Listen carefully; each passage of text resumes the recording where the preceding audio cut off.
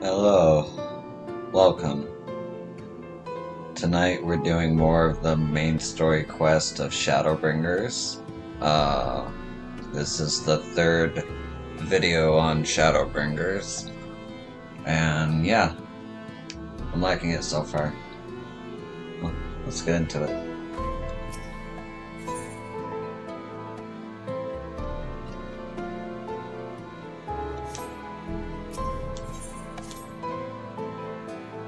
If you head south along the coast, you will eventually come to a fisherman's shack. A friend of the Crystarium lives there, a man who goes by the name of Eivor. Eivor keeps an eye on everything that happens in Kalusia and will be able to point you in the right direction. Just hand him a spig of thine. That will let him know you can be trusted. Here, this should be enough. Find your friend. I will stay here with the Amaro until you are ready to return. You wish to return already?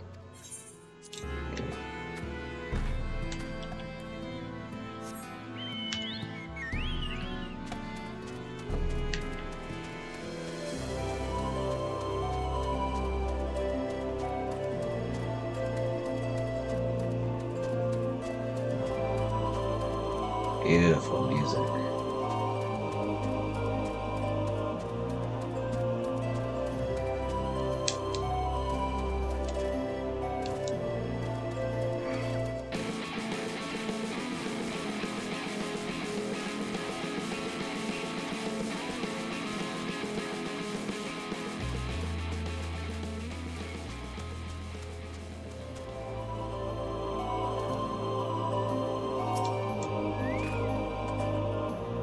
What are you after? Fish? Crab? Think I've got an eel in a barrel somewhere, if you have a taste for him.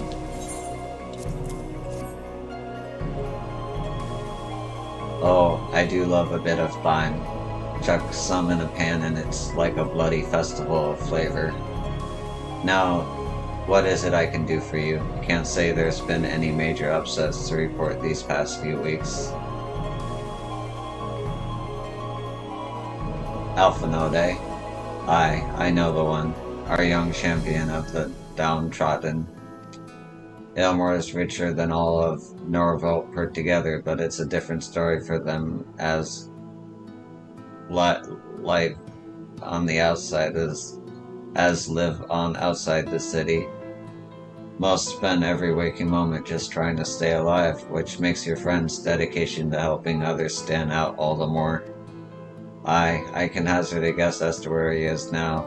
Get a message to him, but you'll need somewhere quiet to meet, away from prying eyes. Make for a still tide. That's the fishing village just up the path there. You're looking for a rundown excuse for a tavern that locals call the Leaky Keel. Wait there and I'll see that Alphano joins you.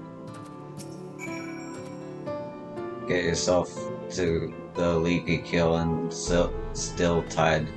I'll let Alphano know someone's waiting for him.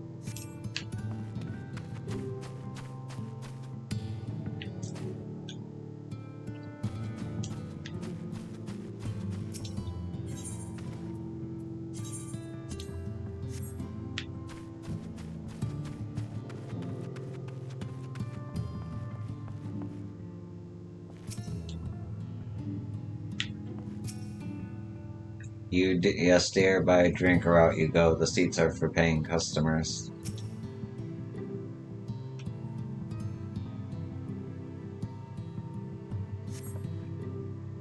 This your first time in a tavern, it's customary to buy a drink if you mean to loiter. What'll you be having?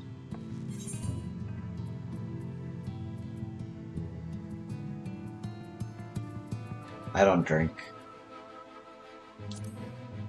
A fine choice, and what'll you be paying with? Well, no, those are exotic. Where did you come by coins like that? I'm sorry, dear, I doubt they'll have any value, but I don't have a touchstone to test their purity, and I'm not about to go begging for one from the neighbors, so we'll just have to come to some other arrangement. Ah, here's an idea. There's a common to the north where we grow our vegetables, but lately the pests have been eating more of them than we have. What do you say to a bit of extermination work?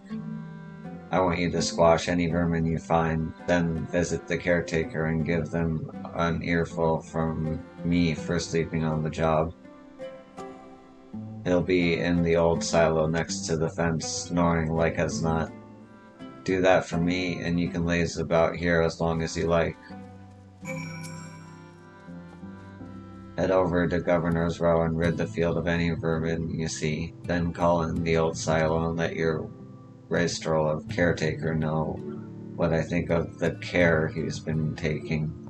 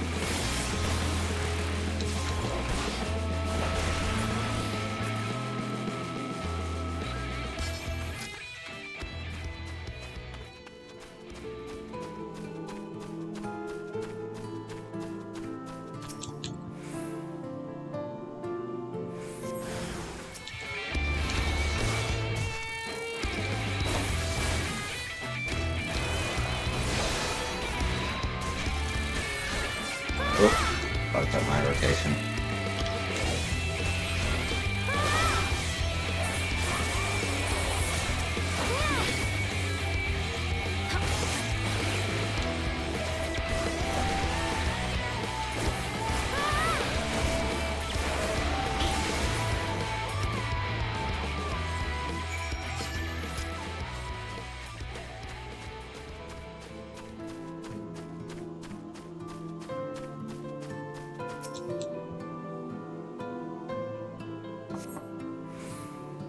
No response, maybe you need to knock louder.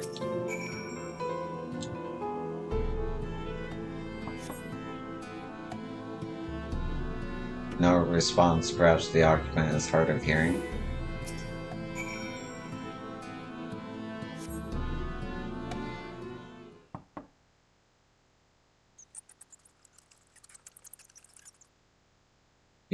You hear a faint squeaking from the room beyond. Time to burst in and save the day, brave adventurer.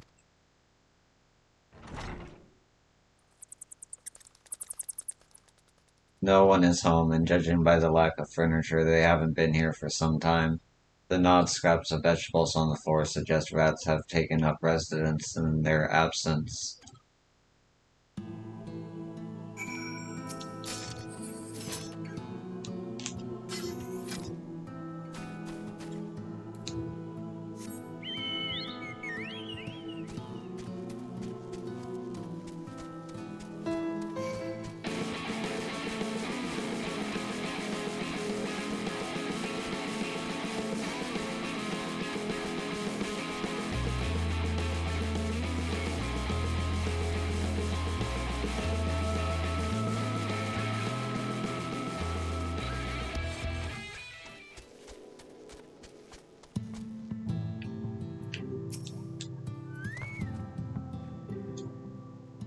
Welcome back, dear. What did that good-for-nothing caretaker have to say for himself? Gone. Must have left to join the rest of the hopefuls. In Gate Town, outside Elamore, you don't have a clue what I'm talking about, do you? And there I was thinking you were another dreamer. Well, never mind all that. Take a seat wherever you like, dear. You've more than earned it. I'll even throw in another drink on the house.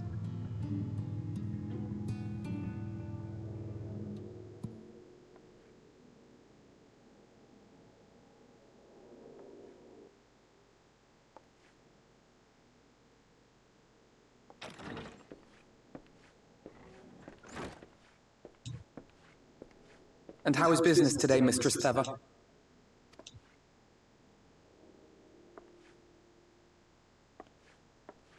Oh, frenetic. Look, I have a new customer.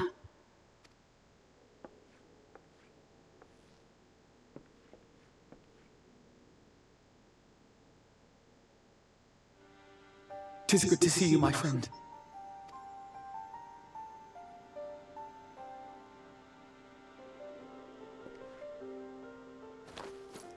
The barley seeds you wanted. They should produce a better harvest than the last. What, just like that? Oh, Alfie, no, you really are a dear. Well, I'd best be tidying up some of those empty shacks before the pests move in. Keep an eye on the place while I'm out, eh?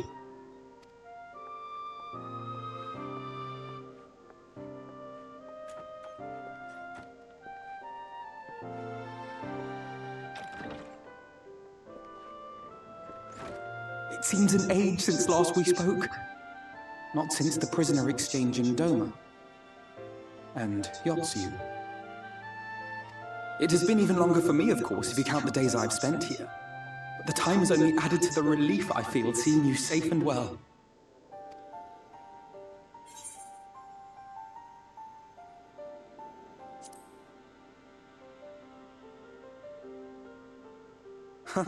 Alize said much the same thing. I don't think I've ever had such a scolding. But I believe an exchange of news is in order. Come, tell me of your arrival and all that came before.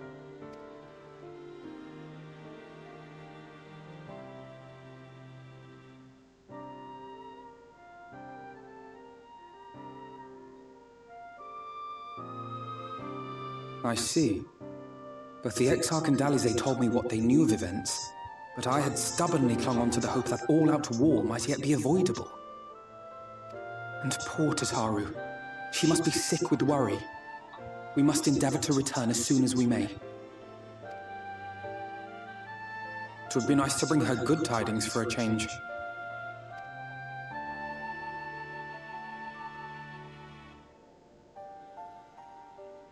But before we bid this world farewell, we must first ensure that it is not rejoined to the source. We must prevent the 8th Umbral calamity. Urianger's vision of the future has, I fear, every chance of coming true. By his description, the catalyst for the calamity was a formless and deadly weapon employed by the Garlean Empire.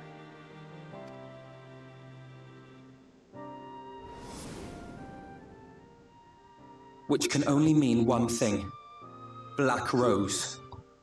Gaius was telling you the truth. When we were on the trail of the Ascians, we saw evidence that the gas was being manufactured once more. Gaius was adamant that the project had been scrapped, but so long as there are wars to be waged, there will always be those determined to win by any means. And thus simply destroying the existing stores of Black Rose would do little to alter fate's course.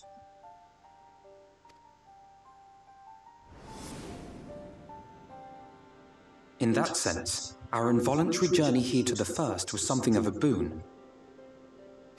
Together with the Exarch, we've developed a theory as to how we believe the rejoining will be set in motion.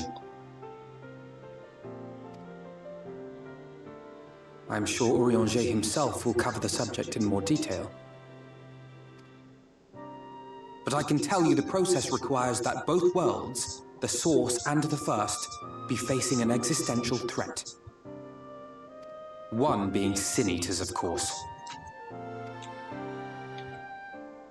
They are a menace that I would dearly love to remove, and not just to avert a calamity. I may be a stranger to this world, but I will not stand idly by and let innocent people be slaughtered.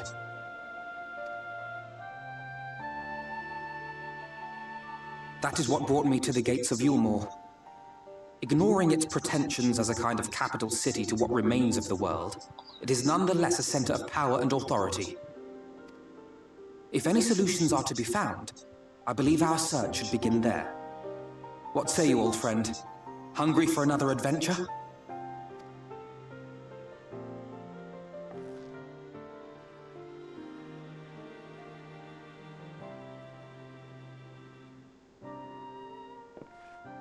And so we take to the road once more.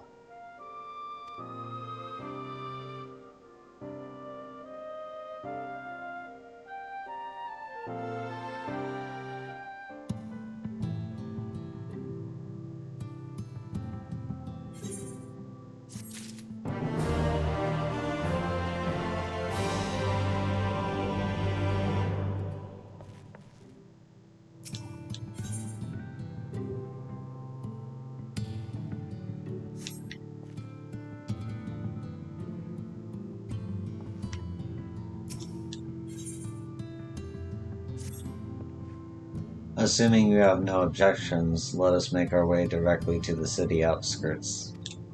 If we time our arrival just right, you may be lucky enough to see why I have yet to set foot in Eilmore, despite my best efforts to do so.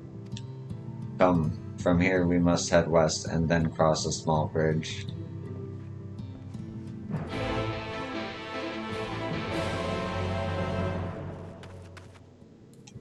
That's right, it's always day. I was half expecting it to be night out, just out of habit. And also, I thought I was gonna fly, just out of habit. Alright.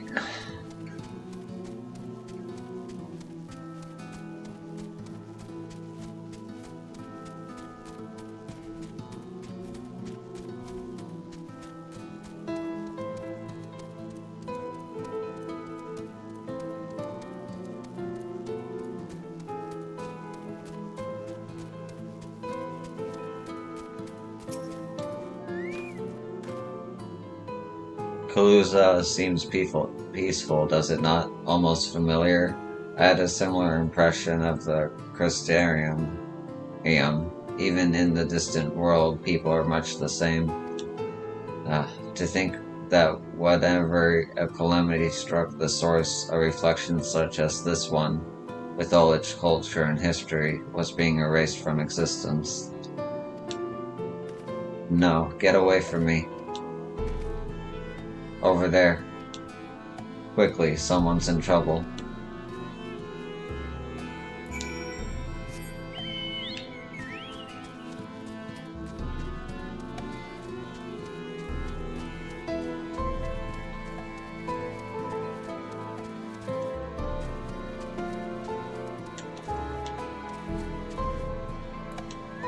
Oh shit.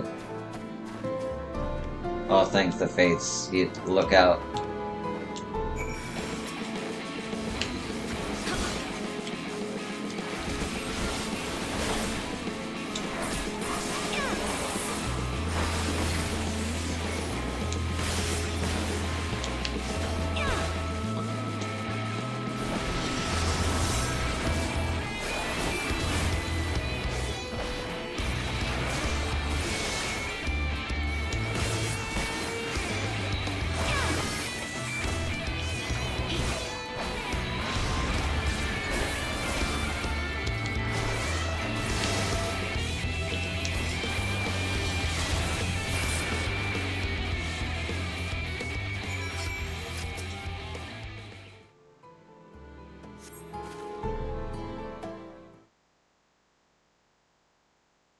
My poor heart, thank you, young miss. There you are. In my haste, I lost bearings, but I see you have the situation well in hand. Fine work. Are you alright, madame? Just a few bruises from where I fell, nothing compared to what was in store for me before this brave soul came to my rescue. I honestly thought I was done for. My feet are not as swift as they once were, and I knew there was no one left to hear me scream. Not that I let that stop me. I should probably leave my old house behind and quiet up outside Ilmore with the rest of them.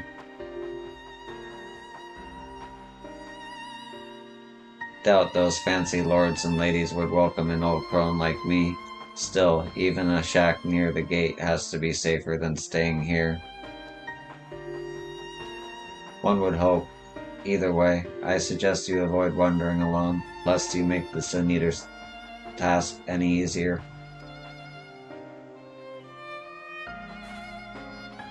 Thank you again.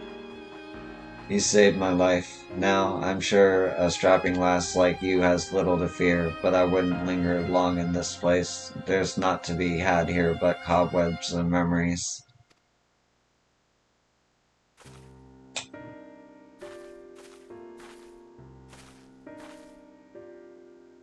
"'Tis as the lady says, many in these parts have abandoned their homes to live in Neomore's shadow. Should the Sin Eaters descend upon this region, there are precious few with the strength to fight them off. Speaking of which, what have you been told of these monsters?"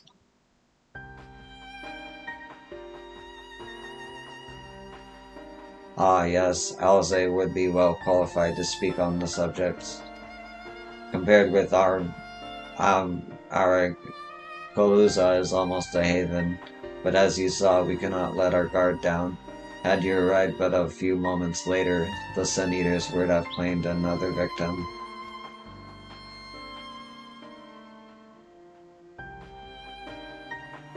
Still, we have won a small victory this time at least. Now, shall we press on? We need to return to where the road forks and follow the path that leads west.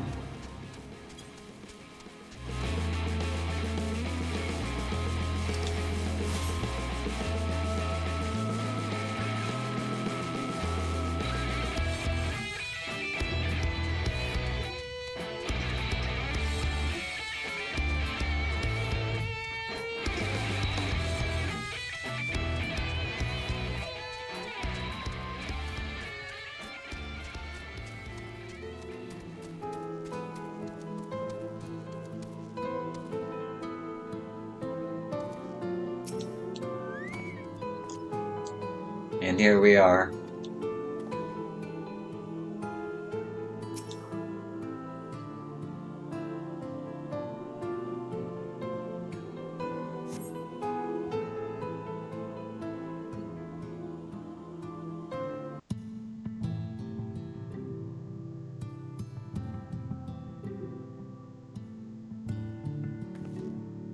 That gate up ahead is known as the Open Arms, and Ulmore itself lies beyond.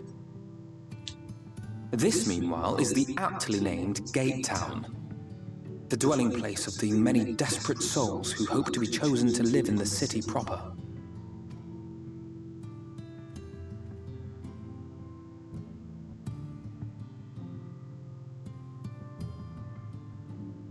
Ah, I thought I recognized you. Brought a new friend, eh?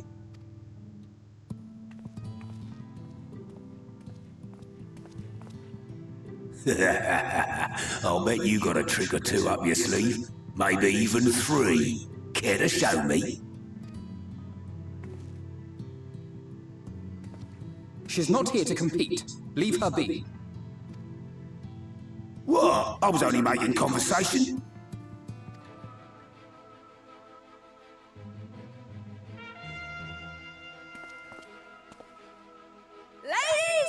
Gentlemen, your attention, please!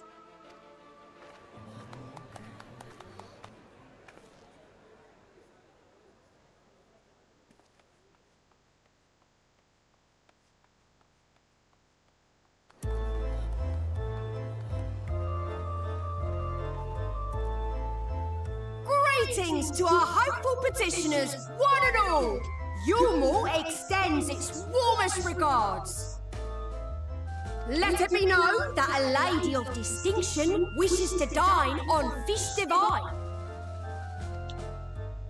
We seek a master culinarian who can guarantee seafood perfection. Dazzle the matron with your delicious dishes, and life in the city will be yours to enjoy, even on days when fish is not on the menu! Who among you will answer the call? Name yourself or another. We might not at all. Fish, is it? Was there anyone? What about that girl? Do you recall how I said Yulmore was a center of power and authority? Well, that is not the only reason for its fame. It is also known as the City of Final Pleasures. The noble and the wealthy who survived the flood gathered here to live out the rest of their days in decadent abandon. A poor man could sooner pass through the Iron Needle than Yulmore's gates. The only way the common folk can enter this perverted paradise is if they fulfill the whim of one of the privileged, and so they are picked over like market produce.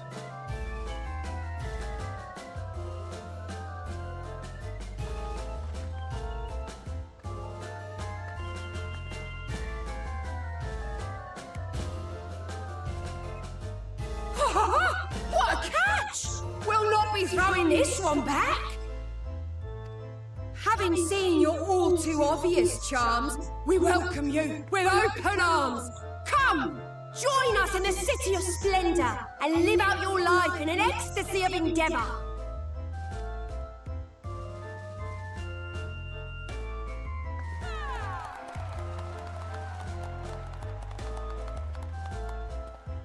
Oh, just look at those expectant faces. What could you possibly be waiting for? Well, what have we here? An extra share of meal to celebrate our newest resident!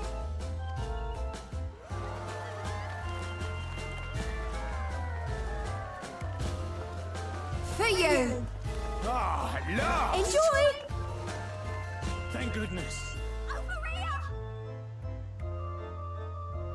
Meal is a foodstuff which Yulmore routinely doles out to the people of Gatetown, and apparently a staple for its citizens as well.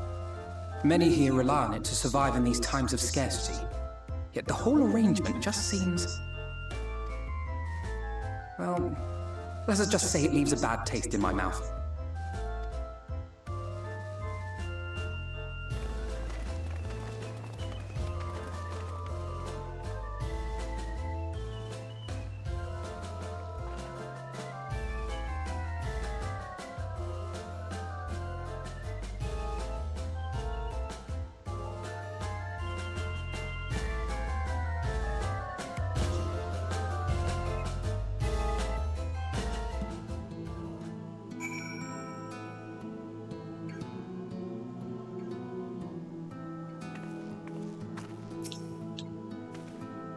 Now you understand why my attempts to enter the city have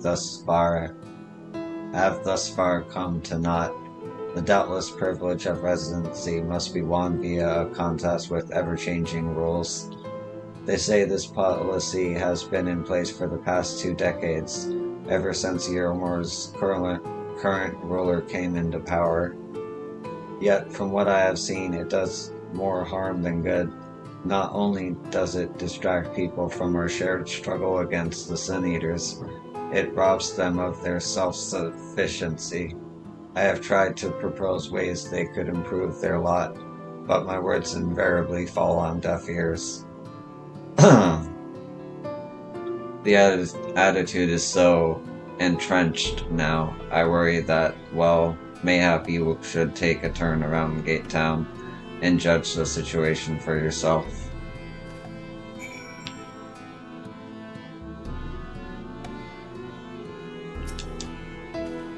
Go, take the measure of Gate Town. I shall wait here.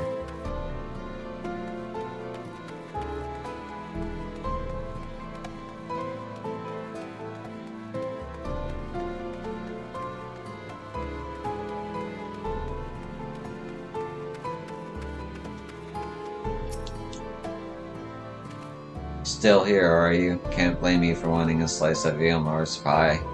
If you ask me, you should ditch that sour-faced brat and make a home for yourself here. Gate Town's not much to look at, but at least it's safe, and the meal is the best thing I've ever tasted. Do I savor it piece by piece or gobble it in one go?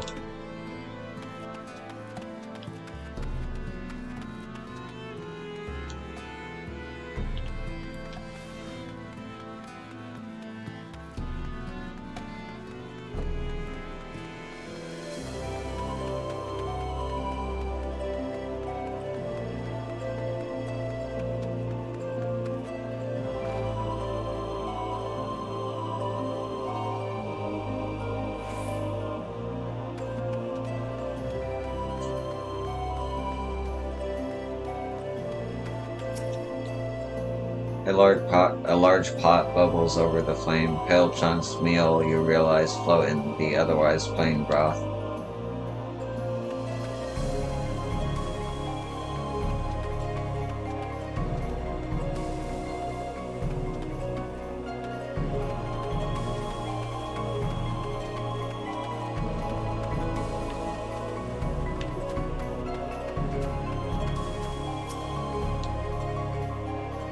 Just look at it. Can you imagine a more beautiful city? Every day I dream of the life that waits for me inside those walls. Oh, will they ever pick me? Ah, Eomor, you taunt me with your promised bounty.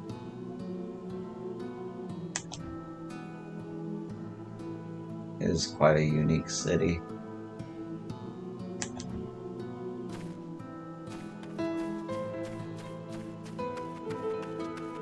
Or castle, whatever. Oh.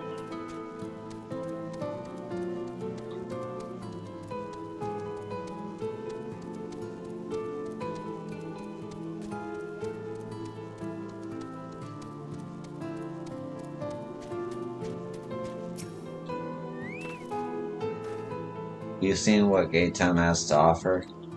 These people can no longer fend for themselves. They become dependent on handouts of meal, and believe Eomor is the answer to all their woes. Yet no matter how I frame my encouragement, they seem unwilling, nay, unable to conceive of any other way of life.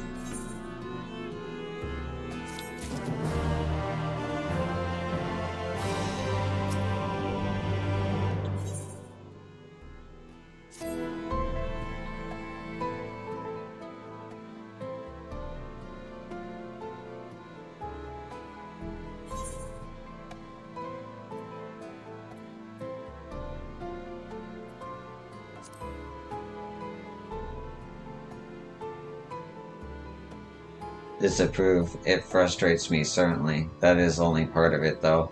The whole situation makes me uneasy. Not that it matters. However unjust this system seems to be, if these people claim to be content with their lot, it is hardly my place to criticize their choices. But take that elderly lady you rescued. Does it not seem that those who have chosen to forego Eomor's largesse are doomed to suffer for their independence? In the end, they are all but forced to seek refuge in Gate Town, and so hamlets and fields across the island are left empty and unattended, hastening the region's descent into ruin. Nay, I am not convinced that Eomor's generosity truly serves the best interests of Kaluja's people. I am not so naive as to think there is some miraculous solution to all of this, yet I cannot but frown at the sight of hardworking villagers struggling to survive, even as the chosen few rejoice at being plucked from the poverty by the hand of a capricious noble. There has to be a better way. I will not know for sure, however, until I have taken those long-delayed steps through Eormore's gates. 'Tis fortunate that you arrived when you did, Yo. I had been working on a scheme to insinuate myself into the city, and if all goes to plan, it should soon come to fruition. There is a beast tribe who makes its home in the seas surrounding the island. The Ondo, they are called, though you and I know them as Shagan. For the most part, they keep to themselves in the ocean grottos, and they rarely have dealings with land dwellers. But as Tataru took such great pains to impress upon me during our stay in Kagane, business favors the bold, and so I reached out to them. I duly discovered that Ondo are inordinately fond of land-grown produce, fresh fruits in particular, and when I offered to procure such goods for them, they promised to pay me in pearls. An attractive business venture for any prospective investor, would you not agree? Surely even the most jaded Eormoran lord would have time for a merchant who can make pearls from plums and pumpkins. Yes, I've come a long way since my days of buying samurai swords without first negotiating a price. My appointment with the Ondo is due to take place in a few hours. I just need to collect the produce and meet with them on the shore. Might you help me make the exchange?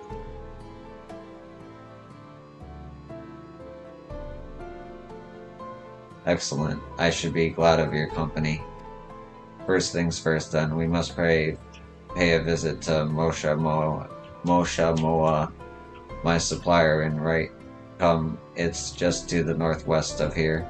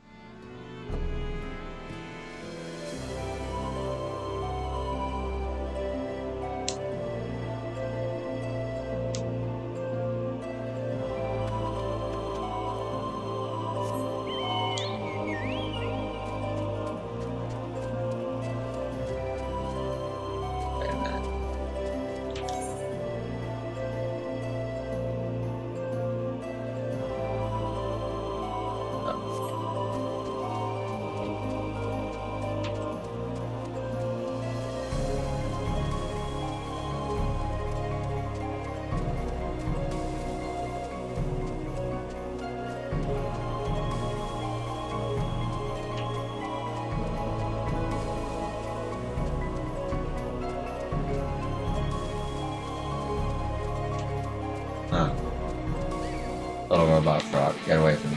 Alright.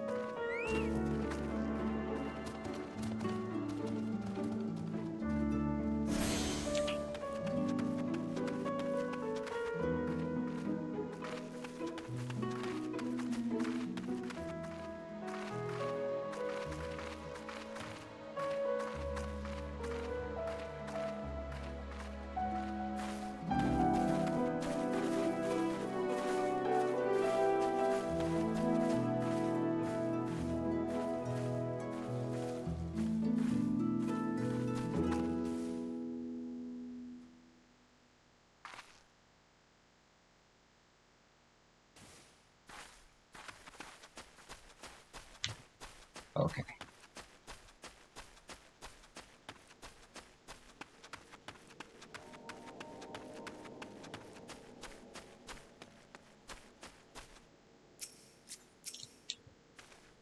This is Moshe Moa, the farmer of whom I spoke. Is there something I can do for you, friend? Good day to you, Moshe Moa. This is my associate, Yo. We are here to collect the produce I purchased. I loaded your lackey up with the goods not long ago. My lackey? I know of no such person. Miss Dill lad, short blue hair? No, he said he'd come on your behalf, and since he seemed to know all the details, I just assumed. Confound it, someone must have been eavesdropping on our conversation. If this charlatan was here not long ago, he could not have gone far. We should split up and search the area. You'll find a vantage point on the south side of town, and I shall take the west.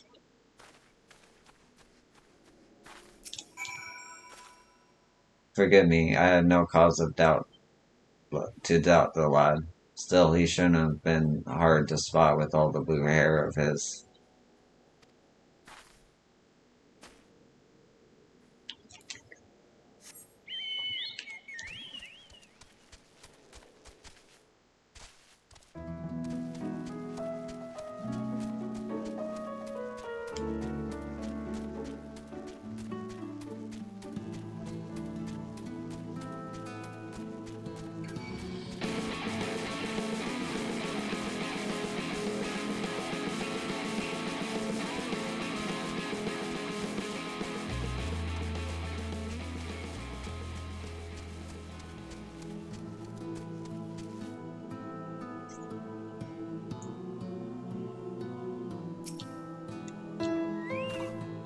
Search the surroundings for a male Mistel with short blue hair.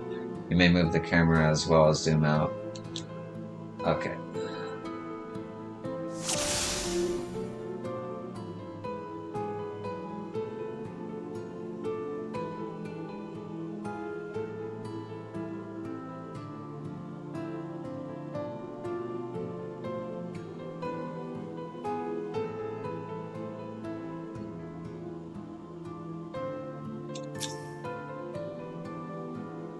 You have located your quarry.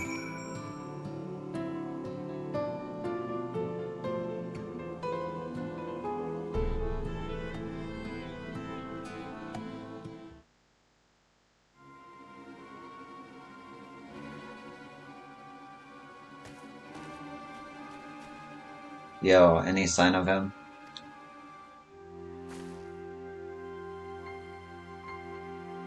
You've a keen eye. Now let us move in before he makes good his escape.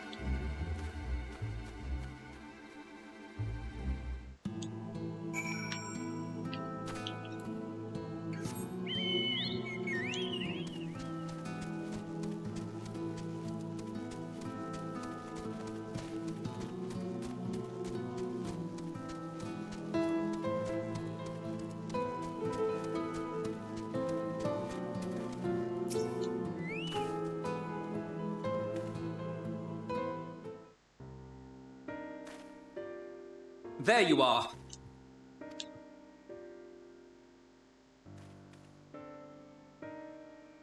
The thief who claimed the harvest on my behalf. Hand it over. Well, forgive me. I have to get into the city.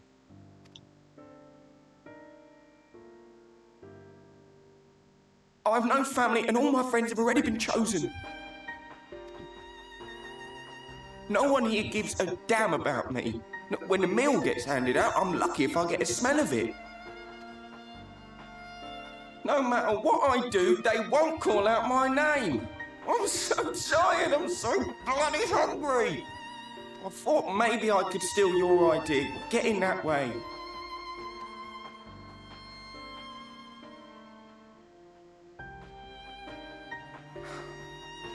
What is your name? Kai Shear. Tell me then, Kai Shear, must it be Yulmore or nothing? What of the Christerium? They may not offer charity, but you would be fairly compensated for any work you did. No, it has to be Yulmore. That's where all my friends are. We made a promise that we'd live together in paradise.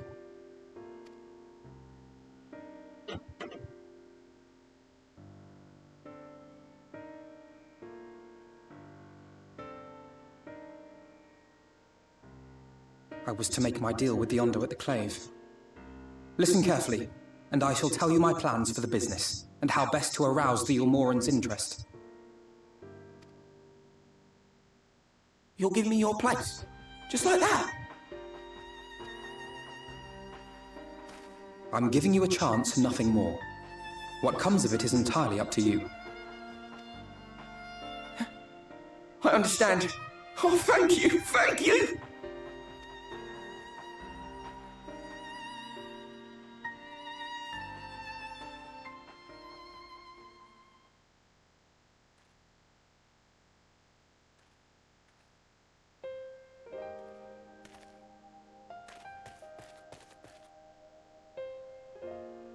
This was but one path. There will be others. But for young Kaishir, it was the difference between life and death. I do not regret my decision, yet I will admit that a part of me wonders if it was for the best.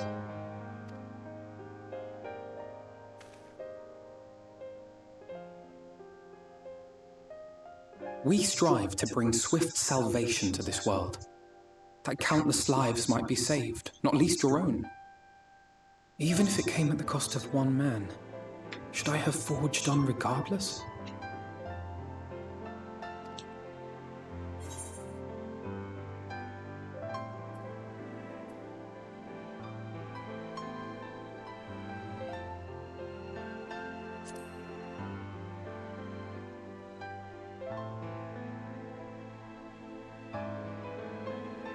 I suppose not. Were Estinian here, he would most likely scoff at my soft-heartedness. Same old Alfino, ever the slave to sentiment. But I thank you for your kind words nonetheless. Let us see to it that both these stories have a happy ending. Shall we return to Wright then?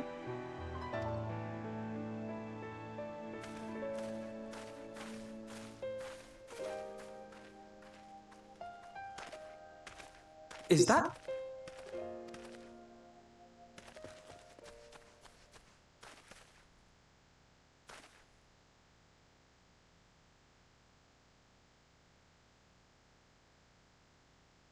I can't be sure, but I think someone's in trouble.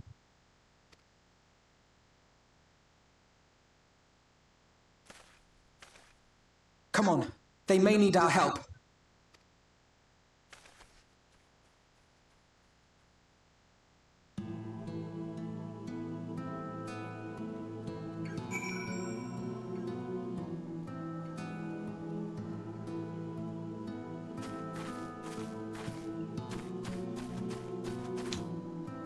I can't swim here.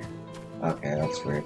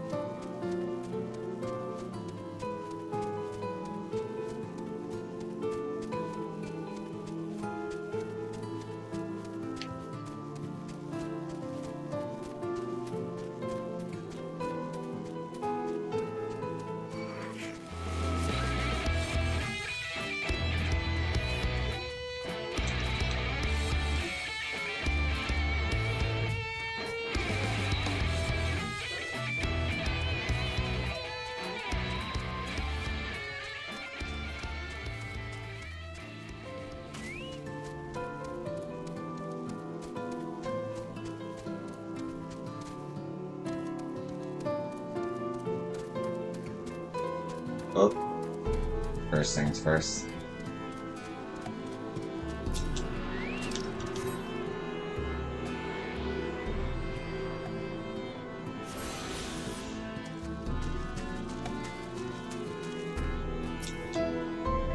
Here, he's breathing, I think, though he won't last long without help.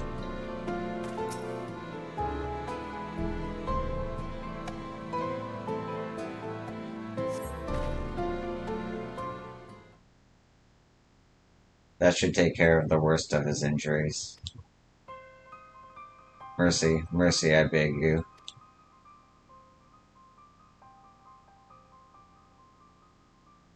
Breathe easy, sir. No harm will come to you here. The poor man is shivering. Pray keep an eye on him while I get a fire going.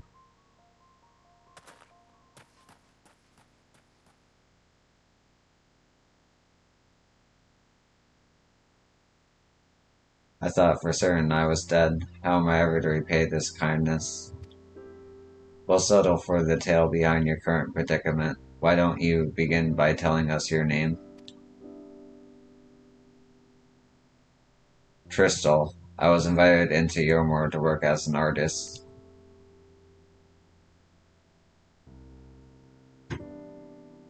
A wealthy couple took me in to paint pictures for them, but when my style proved contrary to their taste, they just as quickly turned me out onto the street. I was left penniless and patronless, a grave sin in Lord Vauntry's city. Within days they had brought me before the man himself and asked me what I meant to do. Dejected as I was, I told him that I wished to leave. Little did I know how soon he would grant me my wish. They flung me over the balustrade into the gods-damned ocean. From up here, how were you not dashed to pieces? Don't ask me. Luck, I suppose. Though if you hadn't found me when you did, it wouldn't have counted for much. Monstrous, and the citizens condoned such barbaric punishment. Oh, without a second thought, when Lord Vauntry passes judgment, no one so much as blinks, let alone argues. In Yomor, his word is law.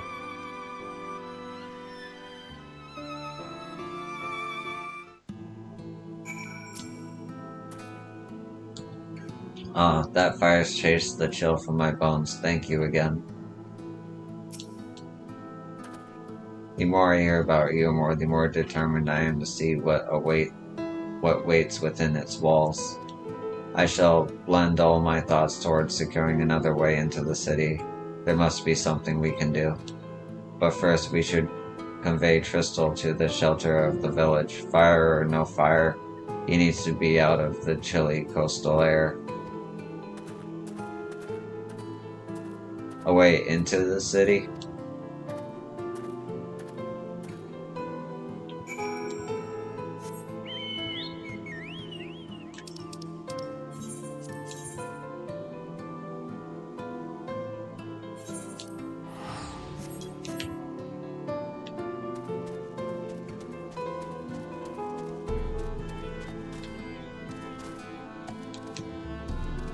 It's not that far.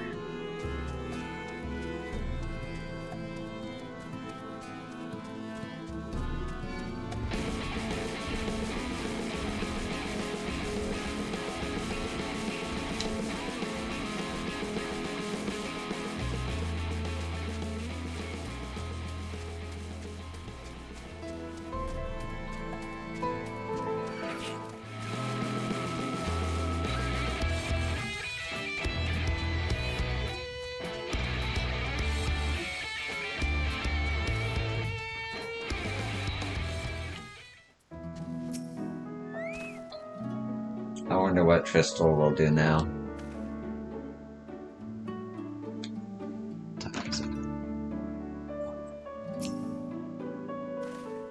Pray accept my deepest gratitude. I owe you both my life.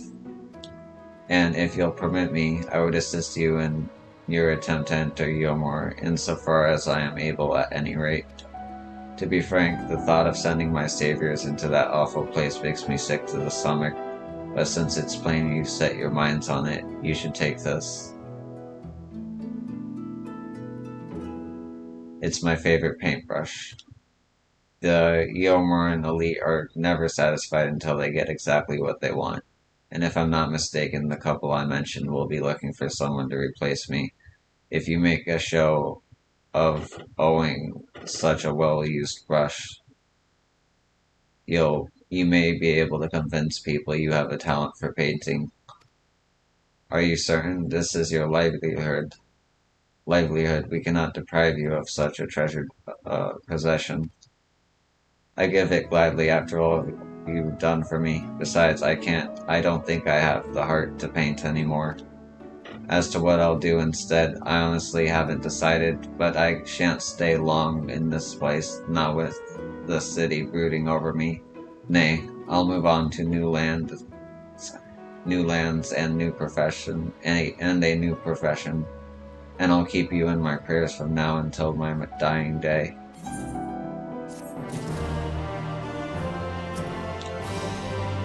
Should you make it into the city, have care what you say and do. I wouldn't want you to save my life only to lose your own.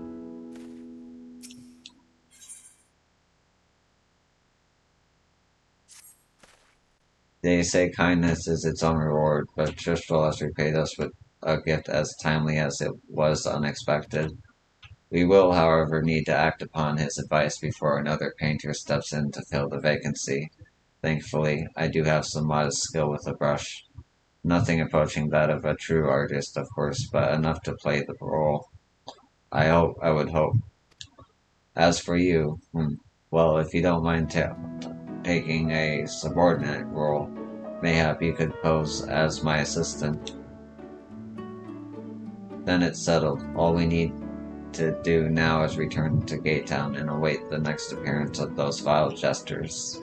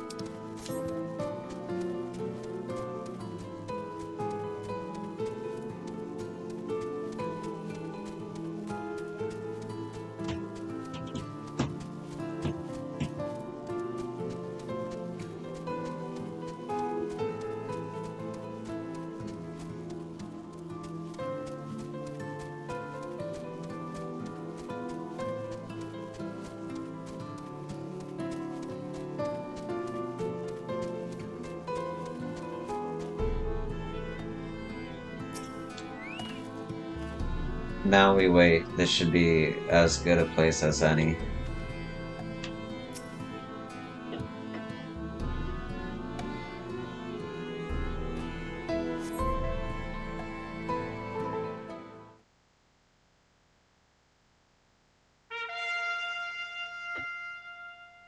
Here they come.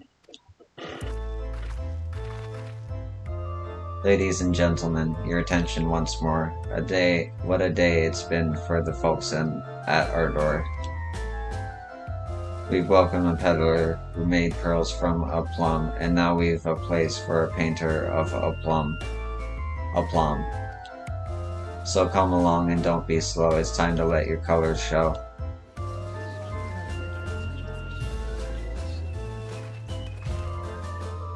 I can paint, portraits at least, landscapes and still lifes are so rarely commissioned these days. Oh, I thought I spied some new faces in the crowd. What fortune that you should feel at ease around an easel.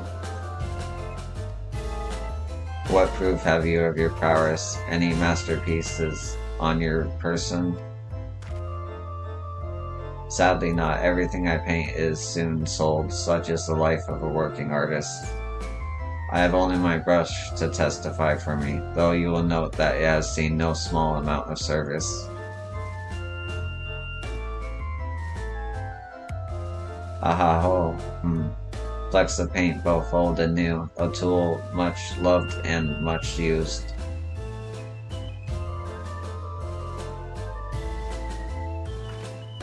Not a prop to be conjured on the hop. Very well, come with us and we'll put those talents to the test.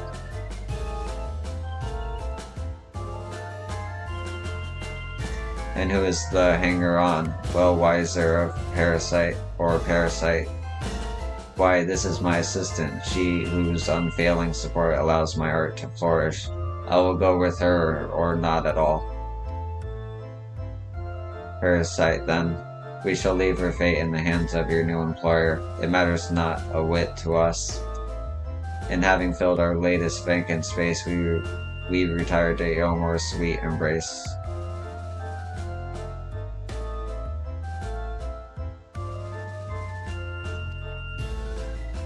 Oh, mercy me, Di mio, we almost took our leave without leaving a loving token.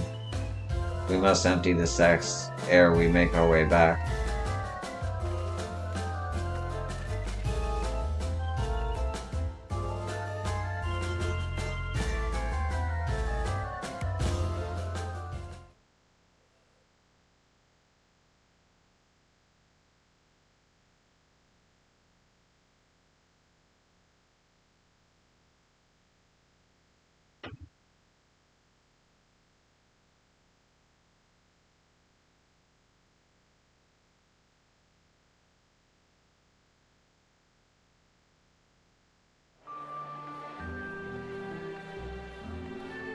Redemption is beyond us.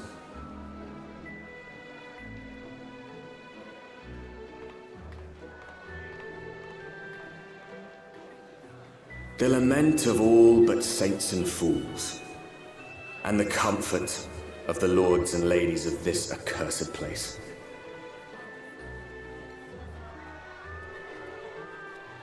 Once they held fast against the madness, only to embrace the coming cataclysm and delight in the end of days.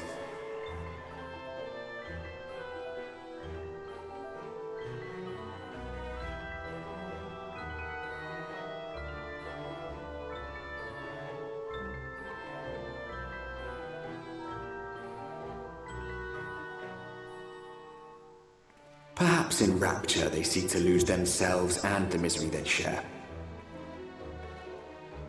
Or perhaps for them alone, the promise of eternal pleasure really does hold true.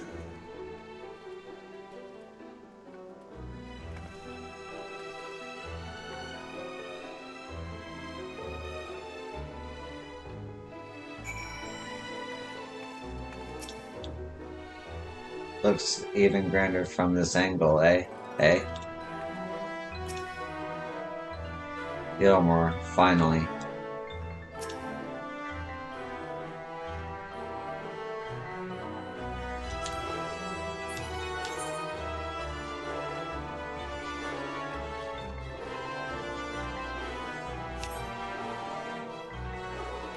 Real quick.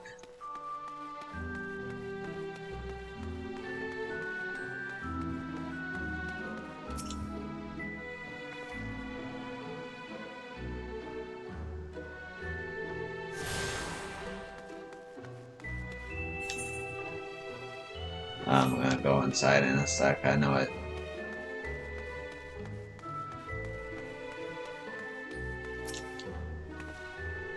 Welcome, welcome to the city of final pleasures. Feel free to weep at its magnificence. Magnificence. No, not even a single tear. Moving right along then. Our first task is to register you as residents. You know, make it all nice and official. We'll soothe the way, so you just need to put on your happy faces and head through to Joyous Hall. The Bureau of Immigration is in the first room on the left side of the passage. Declare your name and occupation in a nice loud voice. The clerks will tell you where to go from there. Oh, and pay no mind to those folk off to the side of the road. Much like the hopefuls of Gate Town, they haven't heard the right to enter the city proper. If, however, you enjoy basking in the envy of your fellow men, then by all means take your time. But why waste another moment? Go, enjoy the beginning of your new life in paradise.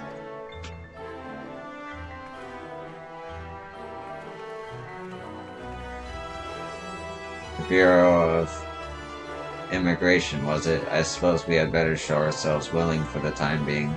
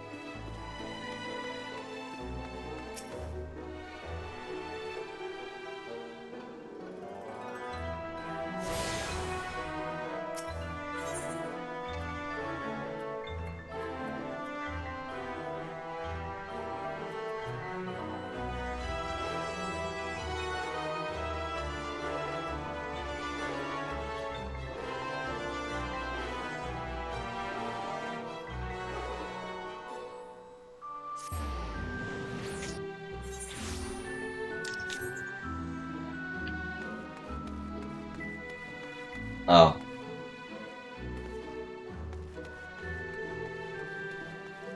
Oh. Hey.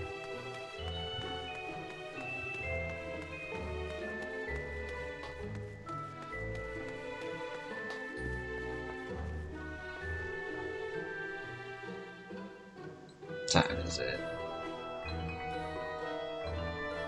Okay, I'm gonna take a short break. I'll be right back.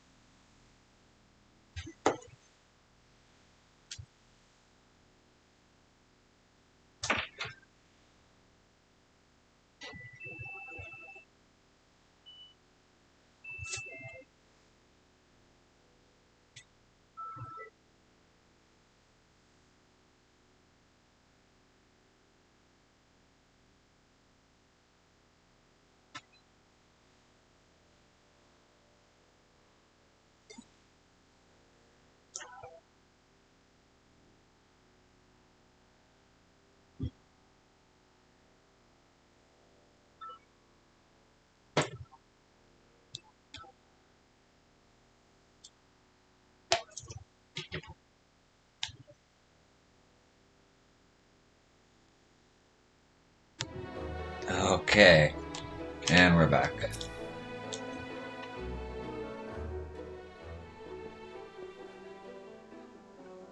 Welcome to the Yomor, fortunate friends. May I have your names? I am Alphanode, an artist, and this is Yo, my assistant. Ah, yes.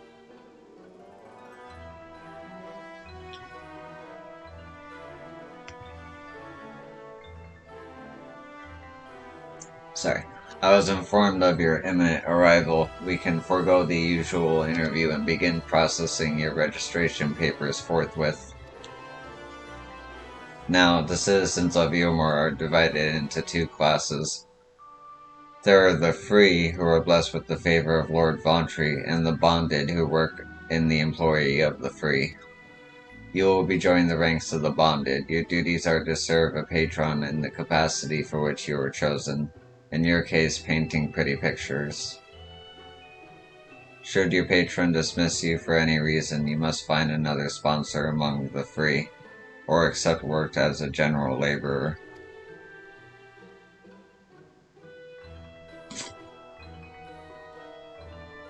Excuse me. I see, and might you tell us something of the patron we are to serve? The two patrons, actually.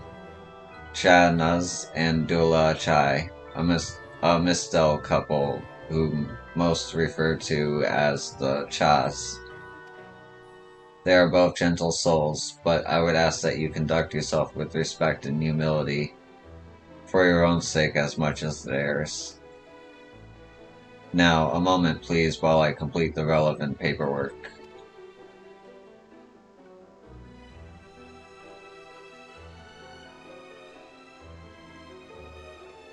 All in order. These are your registration documents.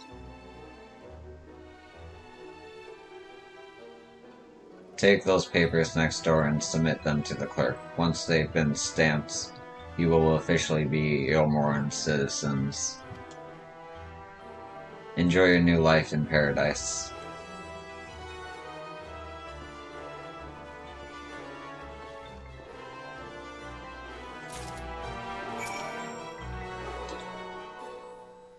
Have you submitted your papers to the Bureau of Registration? Everything is in its proper place. Though we are not free citizens, by grace of Lord Vauntry, we are allowed to hold relatively comfortable positions here in the Bureau. We'd never do anything to jeopardize that, understand? Okay. We do get the occasional child pretending to have permission to enter as a bonded citizen. Taking care of that sort of riffraff is my job.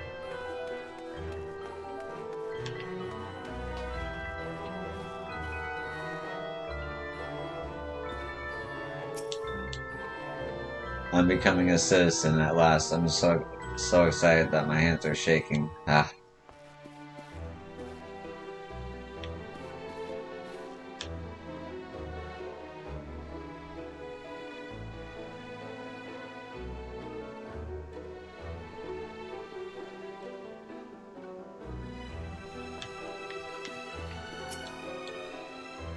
Welcome to the Bureau of Registration. Papers, please.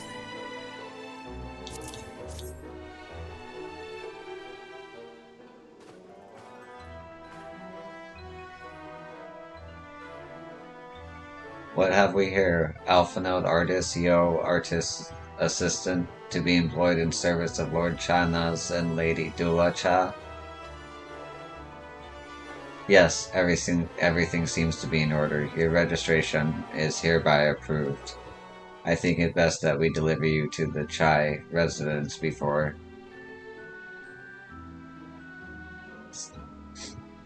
Oh dear. You smell hideous. Did you crawl here through a ditch? It's like an unholy miasma of dust and sweat and the musk of somewhat unwashed beast. Proceed directly to the delusory next door and scrub yourselves clean. Use whichever showers are free.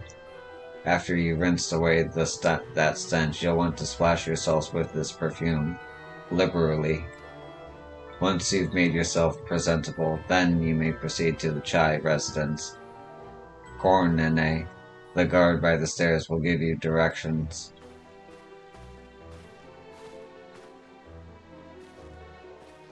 I hadn't realized that we were so aromantic.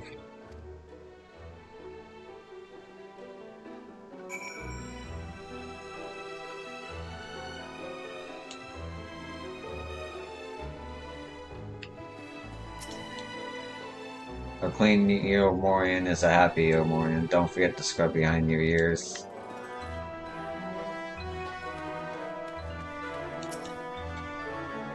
We're debating here then?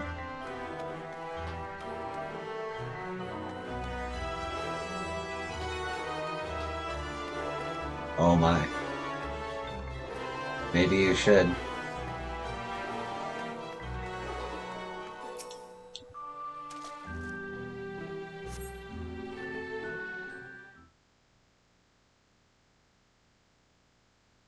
You rinse yourself clean in the steam of water. Yeah.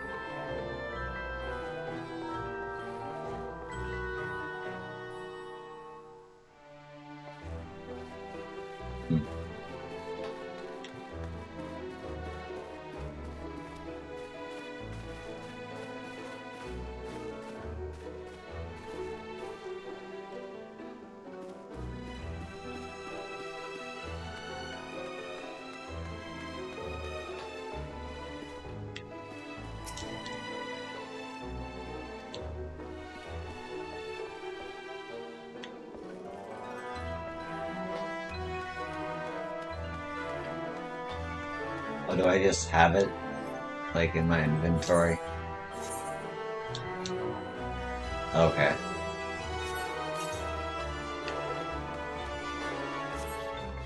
You apply the perfume as directed, and the delicate scent of roses fills the air. Oh, you showered and dressed already, have you? Is it not that to say, it seems rather exposed for one's ablutions, does it not?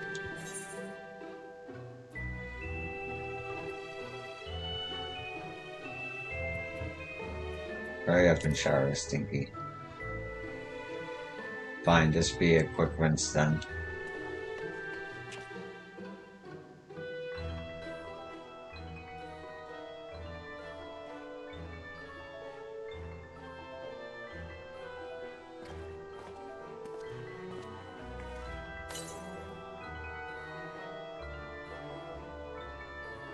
Well, that was bracing. I believe the lingering smells of the road have been successfully expunged. Shall we go and present ourselves to our new patrons, then?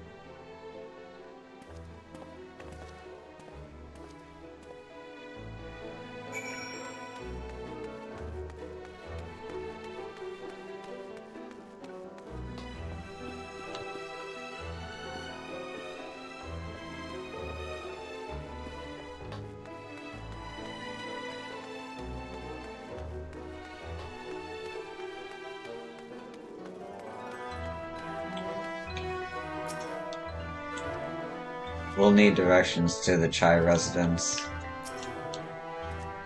You're looking to present yourself to the Chais, are you? Let me explain how this city's laid out then.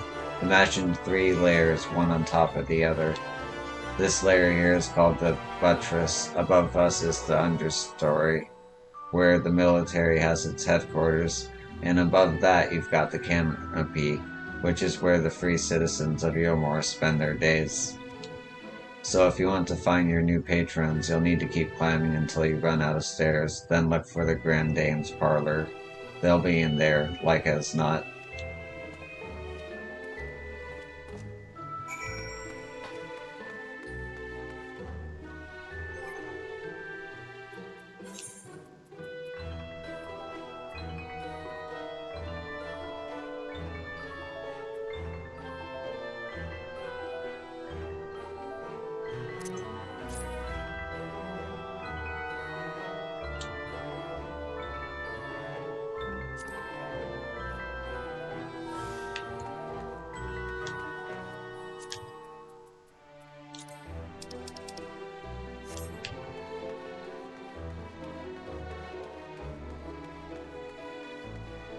Wait a minute.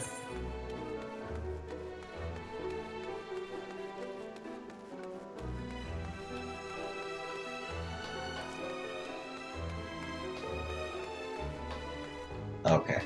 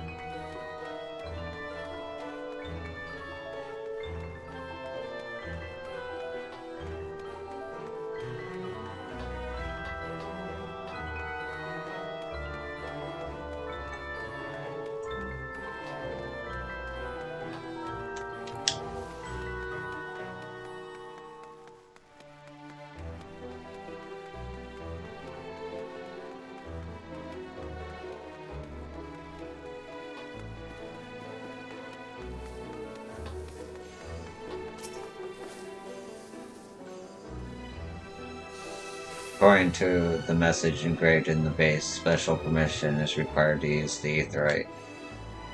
Well, I never. Look at that, it's all draped in fancy shit, too.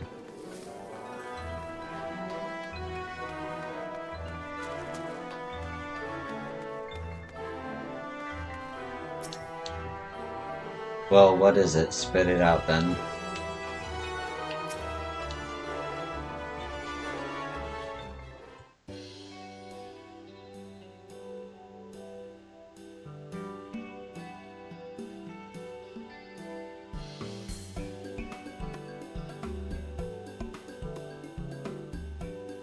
Oh, who's this then?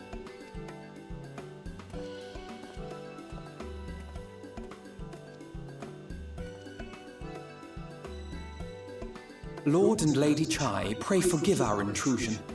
I am given to understand you were in search of an artist. Ah, you must be the new, Oh, goodness me! What an adorable boy! That silken hair, those pearly cheeks, oh, and you even smell wonderful, like a bed of flowers.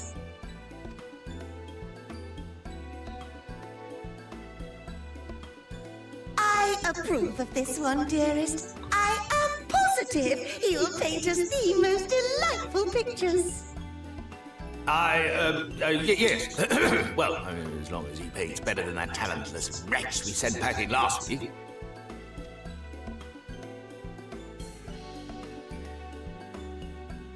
Wonderful, wonderful! Welcome to you, more. Alphino, if it please you, my lady. And this is my assistant. Your assistant? I've heard of folk bringing in family members, but this seems a bit irregular. Aren't you a little young to have a protege? We are family in all but name, my lord. Though we share no blood, we have stood by each other through life's many challenges, resolved to prevail together or not at all.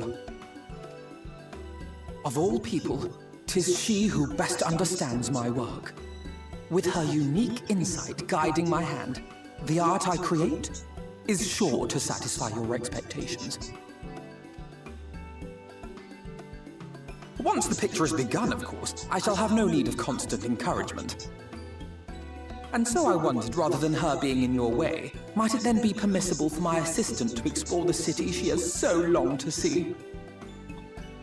Out of gratitude for her priceless contribution to my art, I thought it only fair that I make this humble request on her behalf. Oh, did you ever hear of such devotion? Of course your assistant must have her wish.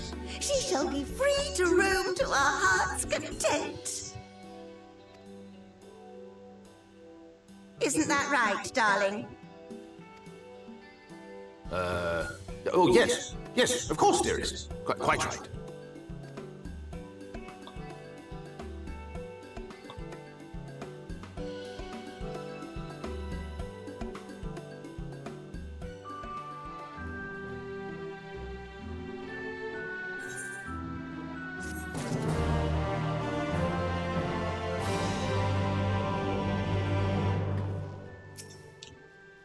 Off you go. The city is yours to explore. Oh, but do be careful along those outer walkways. I should be most upset if you were to slip and fall. If my wife has given her permission, then you need not seek my say-so. All I ask is that you behave yourself, draw no attention, and be respectful at all times.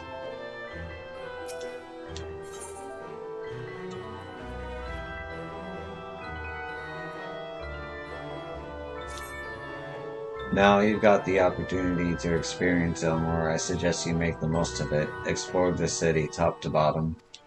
In other words, I would start with the canopy and go from there. Try wandering around the market stalls, mayhap. Such places are usually filled with colorful characters, only too eager to share local gossip with a friendly visitor. I would appreciate it, of course, if you could share any discoveries with me in turn. We should both learn as much as possible about our new place of residence. I shall remain behind and set up my painting paraphernalia very carefully and deliberately. It could take some time.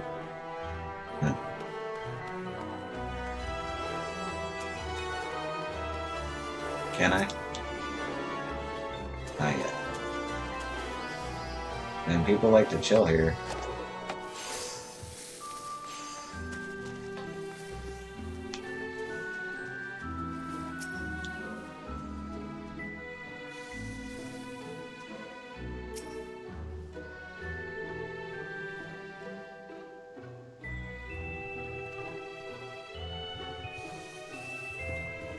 Yeah, I need to get my materia game up.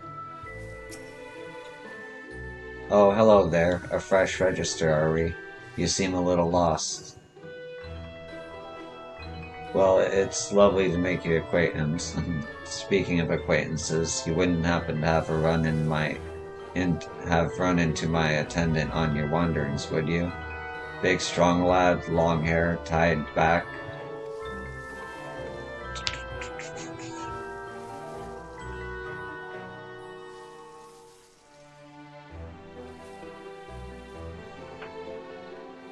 He was escorting me on my shopping errand when I realized I'd dropped my handkerchief, and now I've been waiting here all alone while he's been off searching for it.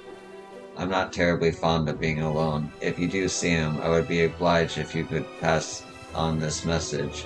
Forget the silly handkerchief and return to my side at once. I think I may have lost the handkerchief in the hallway leading to the plaza. My attendant mentioned you would try looking there first.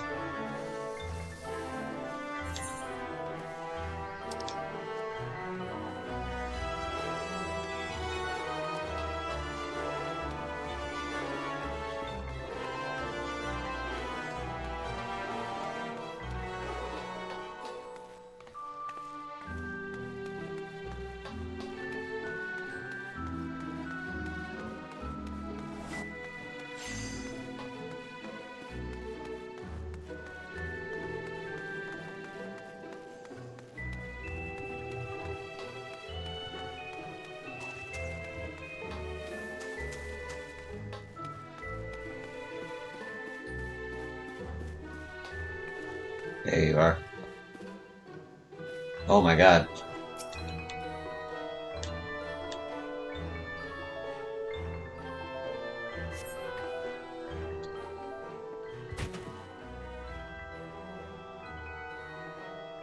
Wicked White, that was too close.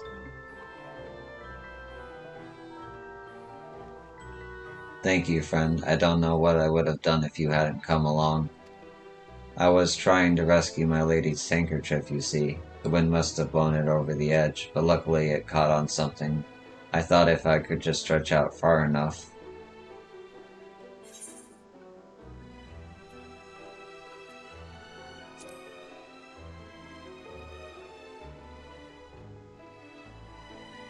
It's not just a scrap of cloth, not if it belongs to her. I would risk my life and more to spare my mistress but a single moment of sadness. When I first came to Yomor, I thought only of improving my lot in life.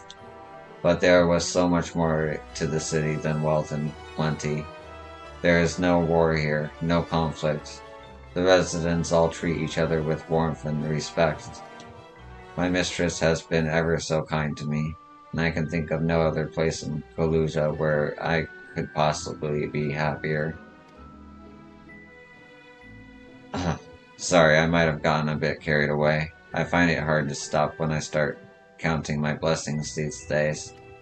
Please, you should come with me to meet my lady. Once she hears of your deed, you'll be witness to her generosity firsthand. What, lonely, you say? Curse my clumsy feet, I must return to her immediately.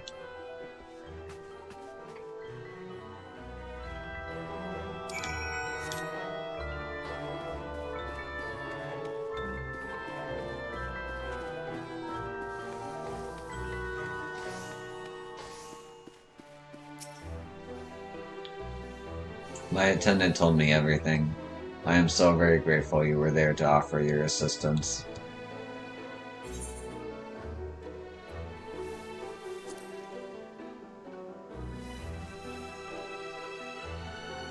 As if he were a member of my own family, I could not live the wonderful life I lead without him. We free citizens owe the bonded our undying gratitude. Mayhap in another society, our different standings would breed prejudice or resentment, but in Yomor, a most glorious measure is in place to avert such unpleasantness. Part of that measure requires that the free surrender their fortunes. Upon registration, all of our property, financial, intellectual, or otherwise, is given over to this city. In exchange, we are provided with ample funds and commodities to live a life of pampered luxury. Being liberated from the concern of earning coin has an almost miraculous effect on people's outlook. There are no rivals to compete against, only fellow residents with whom to enjoy our tranquil existence. Now, if you'll excuse us, I must see what the markets have to offer as a reward for the return of my handkerchief. Oh, and I've not forgotten you, of course, our courageous messenger turned rescuer.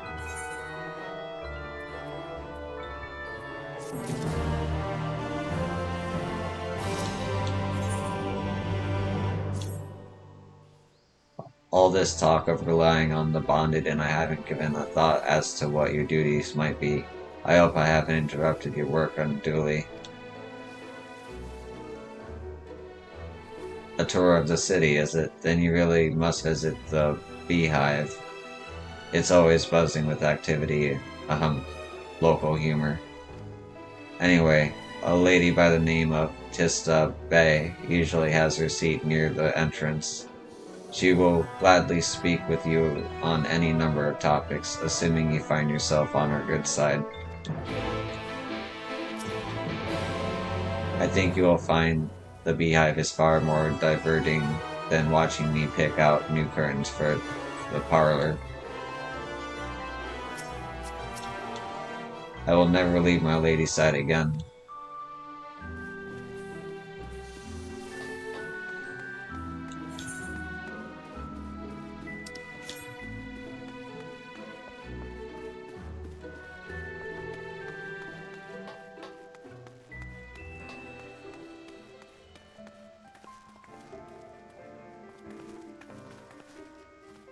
Oh, the music.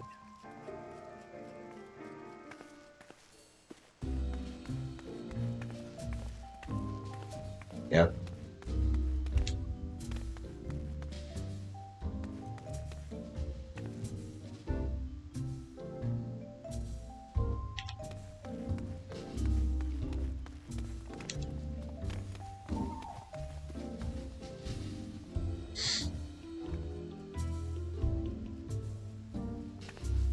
I get the vibes. I can see why people might chill here. Maybe not for me, though. Welcome to Beehive, my little drone, seeking the sting of excitement to liven up your day. I can tell at a glance when folk are new to our happy colony.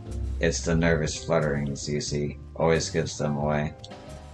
Why don't we play some cards to set you at ease, eh? A quick game of high or low. It's a simple matter of guessing who has the bigger hand. If you win, I'll grant you a single favor, within reason, of course. Interested? Ready for a game of high or low, then? Good for you. No time to like the present, I say. 3 cards for you, 3 cards for me. You flip one of yours over, and I flip 2 of mine.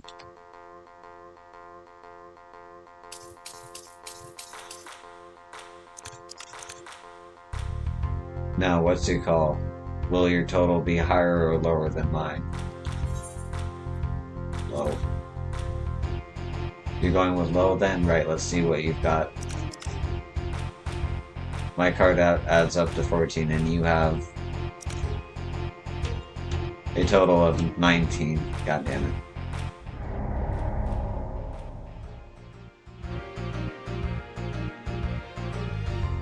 Sorry, honeybee, but this match goes to me. That's what I like to hear. Let me shuffle the deck.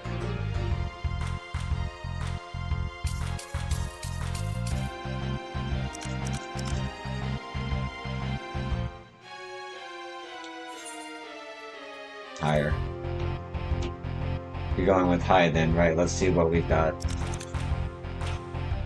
My card adds up to 18, and you have a total of 11. God damn it.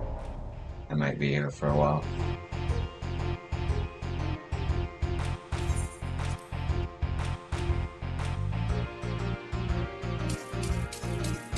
I like the music though.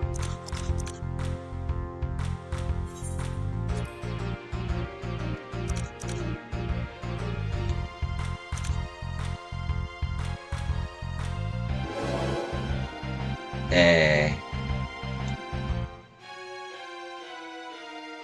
Congratulations, your guess was right. 8th time's the charm. Usually I'd concede defeat at this point, but what do you say to a rematch? One more win, then we'll talk about that favor. God damn it. Another match of high or low? Come now, little honeybee. We all need our diversions. That's the spirit. Let me sort out the deck. 3 cards. Yep.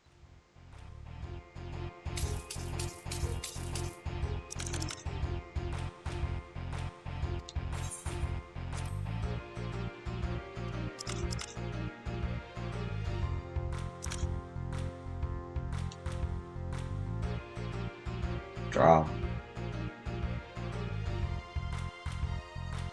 Oh, it seems we came out equal, but as a lovely coincidence as that may be, we still need a clear winner. That's what I like to hear, okay.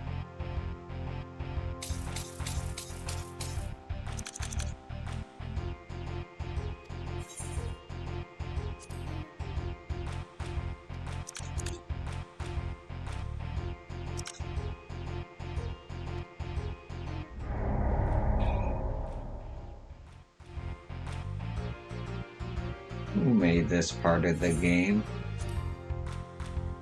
as a main story quest? Oh well. The rest of the game is pretty good. Like, really good. Can't complain.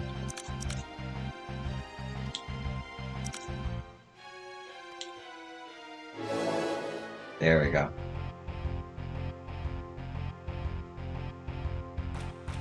Whoa, whoa, would you look at that? I think you've got a knack for this, newcomer.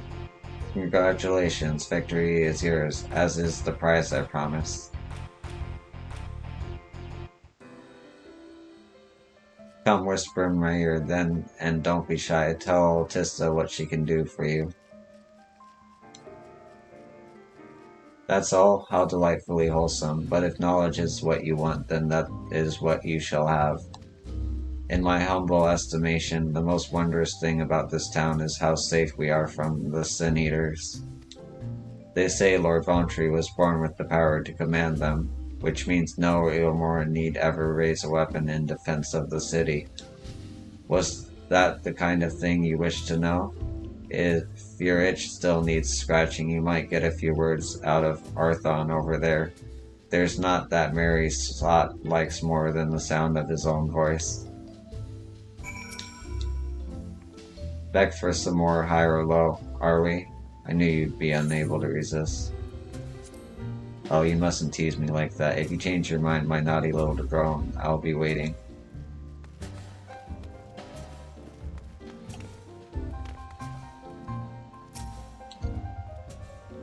Was that?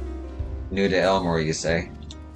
Yeah, only just arrived, and already you're looking to peel away the layers of mystery. Oh, I'm all for chatting, but you need to slow down and enjoy life, my friend. I'll tell you what, you hop up on stage and give us a dance first, and then we can have our little talk. Go on, there's plenty of room up there. Give us your best shimmies and shakes. God damn it.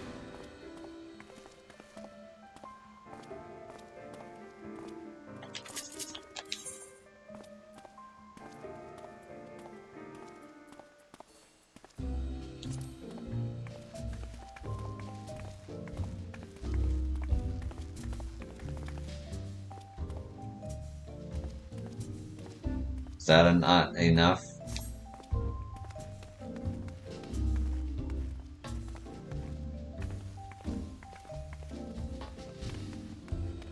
Do I need to be higher?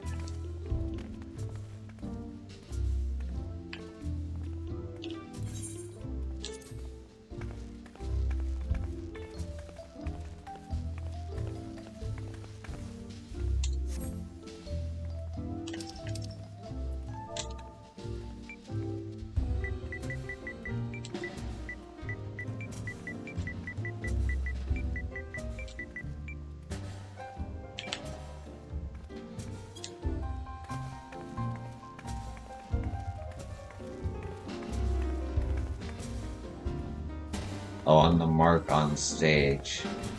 Where is the mark on stage?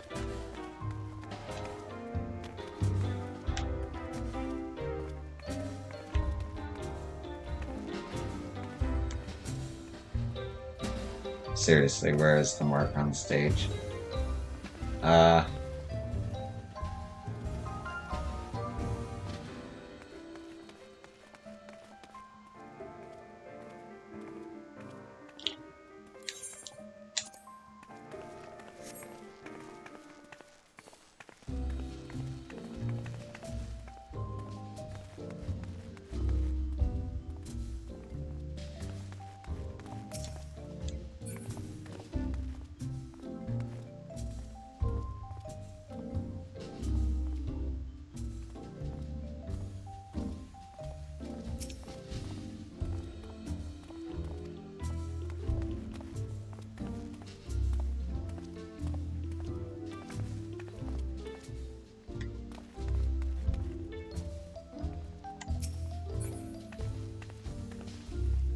I feel. Oh, it's up there.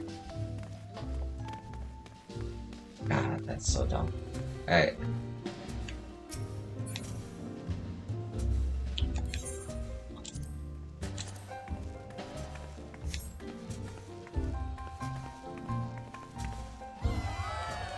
That's the way. Dance like there's no tomorrow.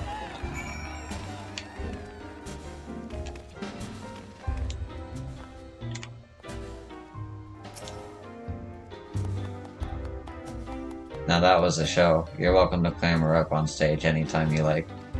So, what was it you wanted to ask me? Ah yes, something about our fair city. Well, I can tell you it wasn't always so peaceful as it is today. The Elamorian army may be the very essential essence of military might, but even our forces saw grievous losses in the war against the Sun Eaters. Things changed for us, around 20 years ago now, when the old ruler's son came to power. He's got this way with the Eaters, you see, turns them docile as house cats.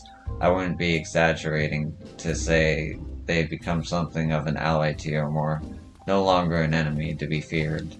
And yet, elsewhere, there are still fools who insist on fighting their losing battles. Ah, a toast to Lord Voltry. You've gained a preliminary sense of the city. The Chais and Alphanode will be expecting their return. Go on, take a little turn on stage. This is bearable. If you're not drinking, then you should be dancing.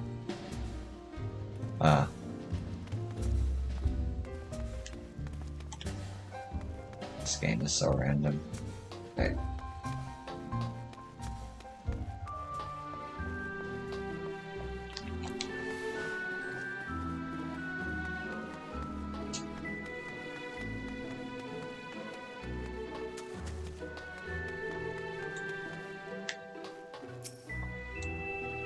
Ah yes, the assistant. Was there something?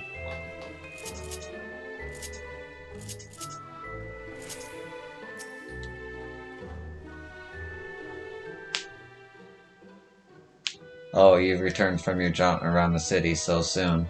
You needn't have hurried back. Young Alphanode has yet to put a brush to the canvas. One cannot rush good art, I'm told, or good artists, apparently. Ah, finally.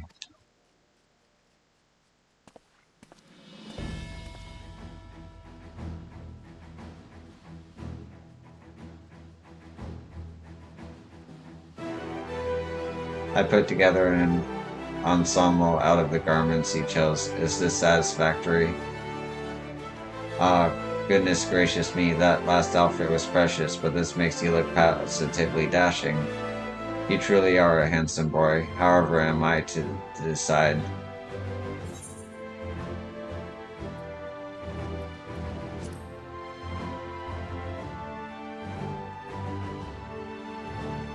Exactly. The lad's an artist, dearest, not a dress-up doll. It's about time we set him to work for the reason we called him here. Must we? I do love a good painting, but I thought since we were enjoying ourselves so thoroughly... Well, I'd not, that is to say, as long as you... just make sure you give the lad time to prepare. We know who'll be upset if he's not ready to paint at a moment's notice. Whatever you say, darling, so, shall we pick out some jewelry next?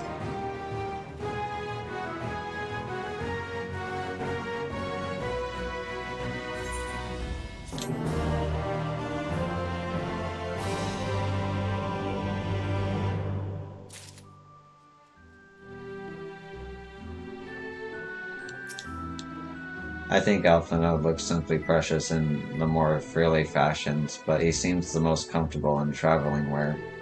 So I settled on his current wardrobe. It's not a common style in Yomor, and I can just imagine the heads turning as he strides through the crowd.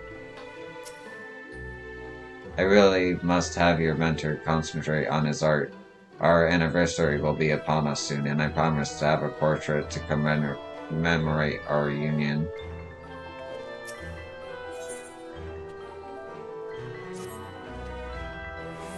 Lady Chai has a very particular sense of beauty, and apparently that extends to how I should dress whilst painting. But this obsession of hers works in our favor. The time I spend indulging these distractions is time you can use to continue your explorations.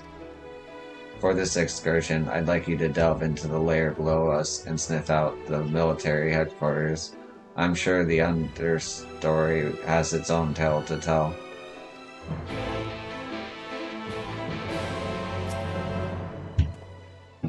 Now is your chance to squeeze in another round of reconnaissance. Go. I will cover your absence should the chives become suspicious.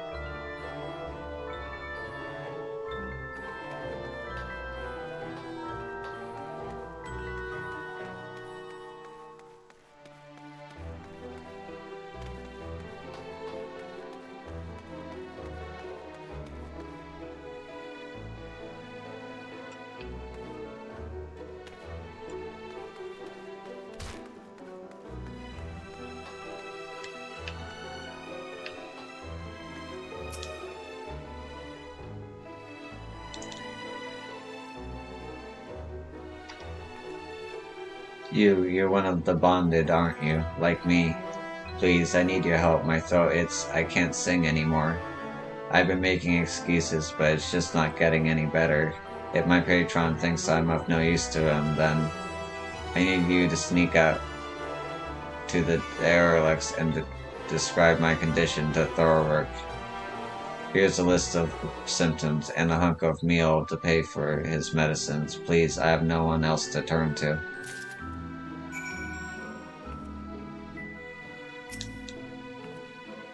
You don't know the derelicts? It's the mess of ships right outside Jorah's Hull. That's where the apothecary lives, or at least that's what I heard.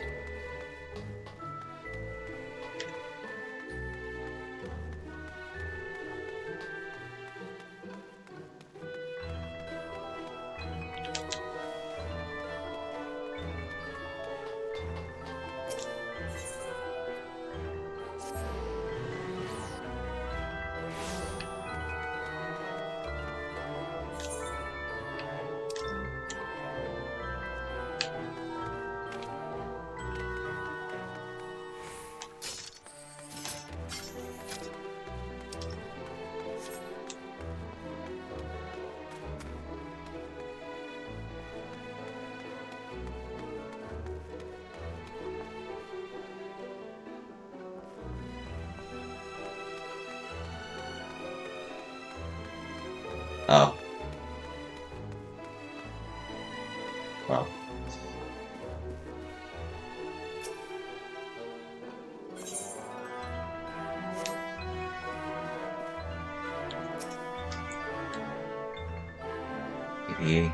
You need medicines, tonics, potions?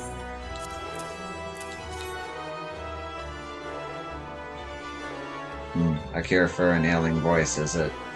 No, no medicine will cure this. Methinks your songbird has a lump in her throat.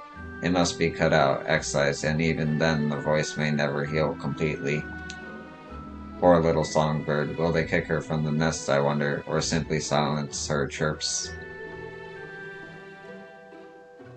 Hero, your face, you didn't know? Of the many hopefuls who enter the city, very few are ever seen to leave, even as corpses. Oh, you might see one or two fortunate fools hurled from the balconies, but the rest, gone.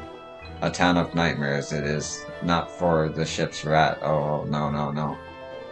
I am content to scurry around down here and nibble on the crumbs which fall from the table. The consultation is over. You have my verdict, and I have my meal. Good day. All the old hands, they know. Oh yes, they know. They just don't like to talk about it. Wouldn't want to upset the status quo, he...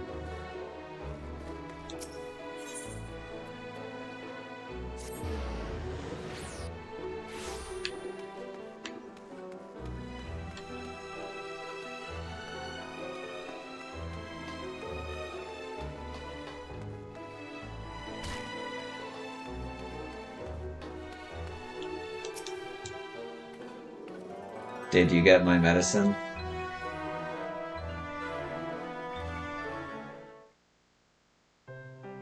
So that's it? What am I to do if I can't sing? Ah, there you are, my sweet canary. Have you been crying again? Don't tell me your voice is still not on the mend. Oh, generous sir, have mercy. I've done all I can, but even the apothecary said...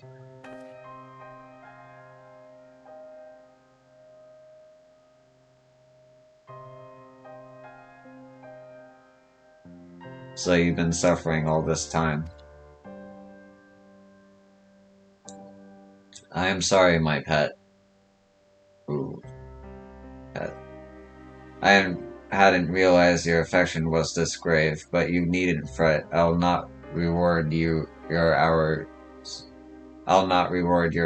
of thrilling by casting you out into the street. You are too kind, sir. But what use am I if I cannot sing? I fear the day I become more burden to you than treasure. Then I shall have a word with Lord Vauntry and arrange for your ascension. In that paradise where residents neither pain nor illness will your song ring out clearly once again. Or mayhap you think it a step too far. No, you would do that for me? Of course. Why, I would almost wish to hasten my own ascension, knowing your blessed instrument was waiting there to greet me. Ascension.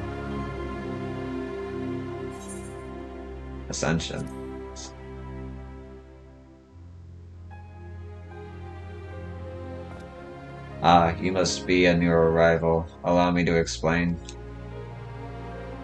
As all know, the Sin Eaters exist to devour the sinful, but also do they serve to gather the souls of the innocent and shepherd them unto celestial paradise. It is through Lord Valtry that we learn this truth. It is through Lord Valtry's grace that the free people of Yormor are destined to embrace salvation. We are blessed to spend our days surrounded by love and merriment, until at last we are called to our final rapture. Even the bonded may find a place within the host, should their patrons deem them worthy.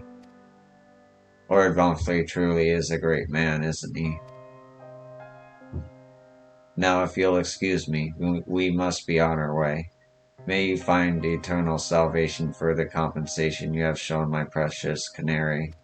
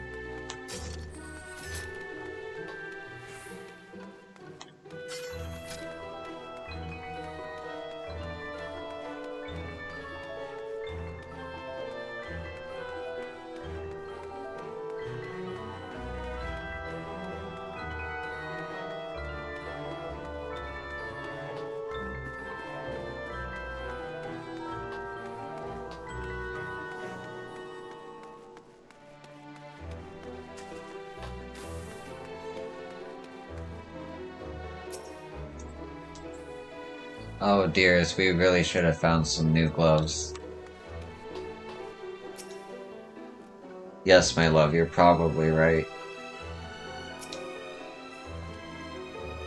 'Tis good to see you back. You were taking so long I began to worry something had happened. I've begun sketching an outline for the portrait, but nay, the eyes appear otherwise occupied. Will you share what your investigations have gleaned thus far? So, Lord Vauntry boasts some matter of influence over the Sin Eaters, does he? That would explain the reverence in which he is held by the citizenry. And as far as this Ascension's business, I cannot help but be put in mind of that apothecary and his ominous remarks. If so many folk have entered the city over the years, then where do they go?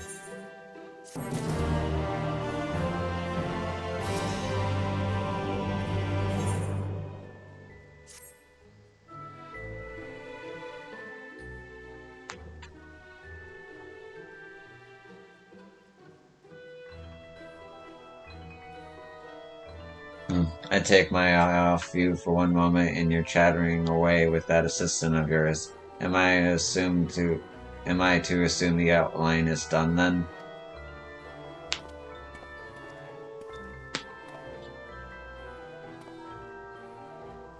What in the blazes?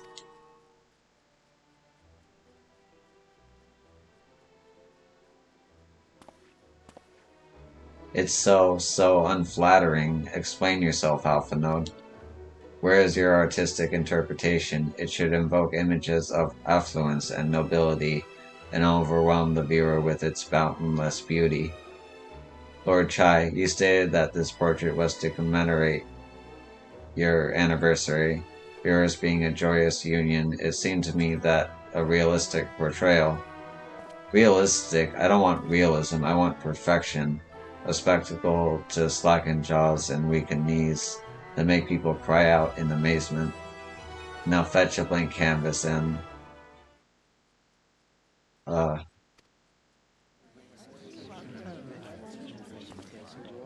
I say, did that come from above?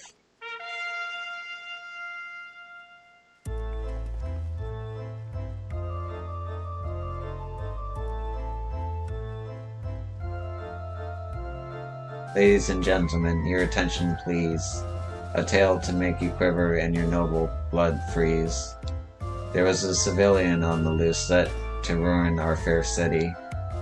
But our Lord has got him now, and his fate will not be pretty. Yes, the hammer of justice is poised to come crashing down, and one and all who'd watch it fall are invited to join in his lordship in the offer.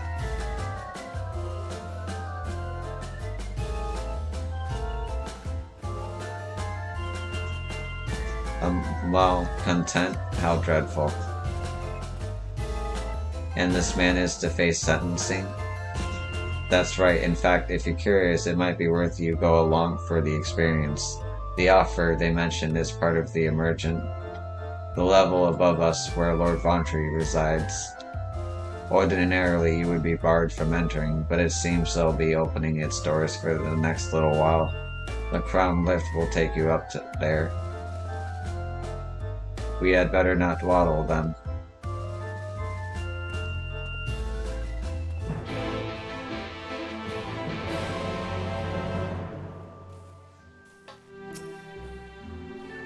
If you want to see justice being served, stop dawdling and take the crown lift up to the emergent.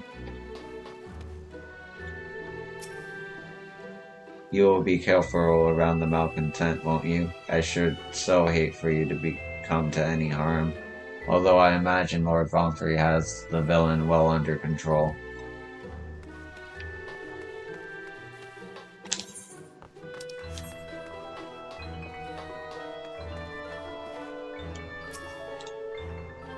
Joining the crowd up there.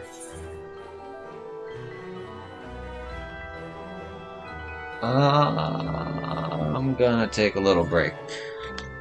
I'll be right back.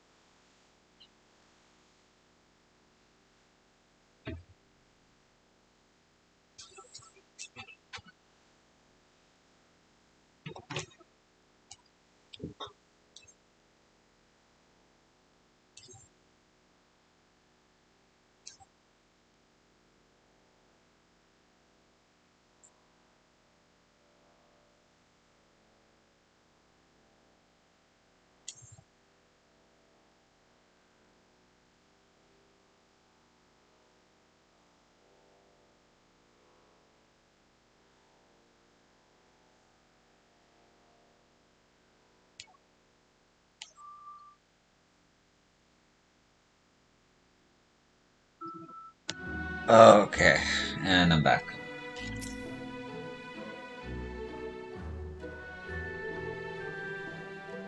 One sec.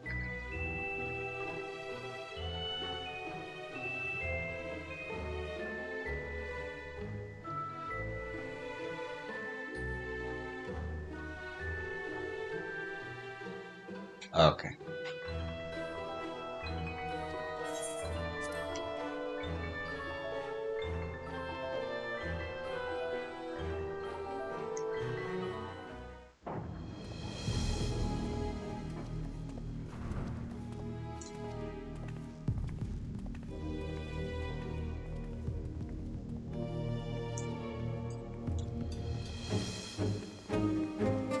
That's him.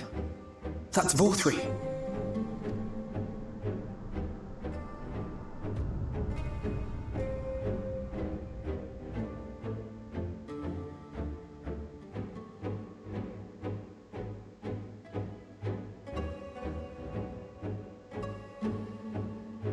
He's attended by sin eaters. But how does he keep them from attacking? Mercy! Mercy!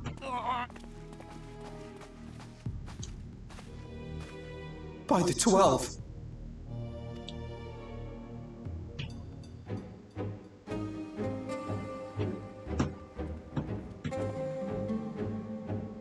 Kaishia, what happened to you? Who are these impudent louts? I do not recall requesting their presence.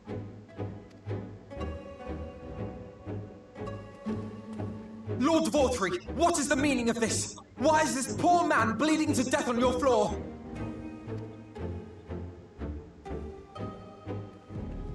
Why? You ask me why? Because criminals must be punished. And this man is guilty of fraud. He came to us claiming to be a man of business. Yet his subsequent conduct has shown him to be anything but. Yulor is a city built on love for one's fellow man. Those who have naught to give and live only to take are a blight upon our society!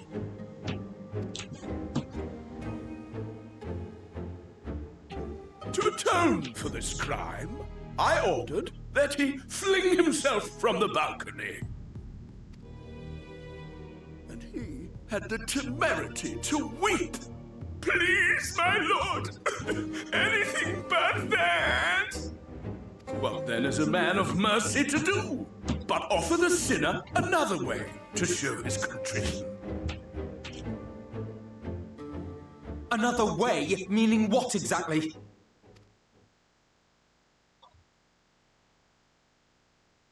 Sin-eaters are part of Yulmor's society, but they must be fed with ether. Living ether. So, I demanded an offering of flesh, carved by his own hand, from his own hide. And still, he could not do as I asked. A wholly unsatisfactory performance.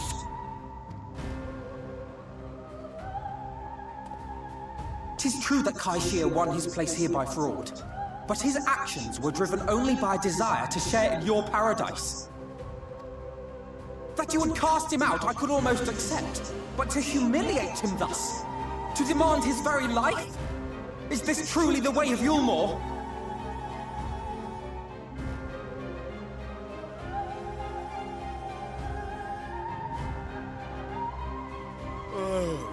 Dim, deluded child.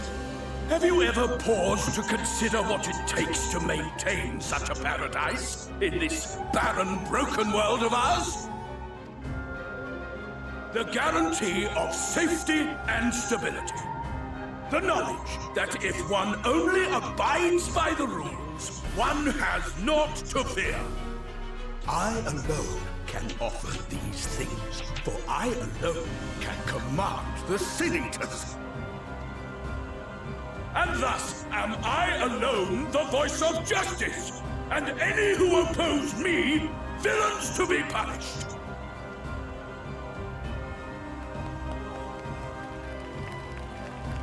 Pretty fucked up.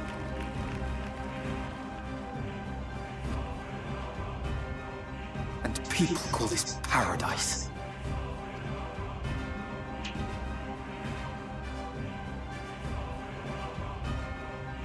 You were granted a place in my city for a particular skill. What was it? Painting. Oh, an artiste! Then you shall paint a picture for me of Yulmore. If I find your art pleasing, then I may excuse this display of insolence.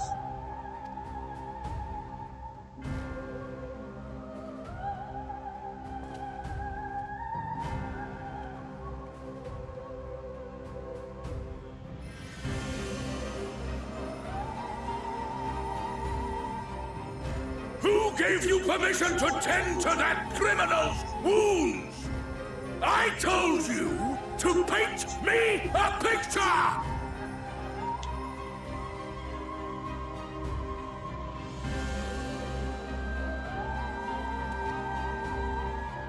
What you need is a mirror, not a painting. It will capture the horror I see before me far better than I ever could.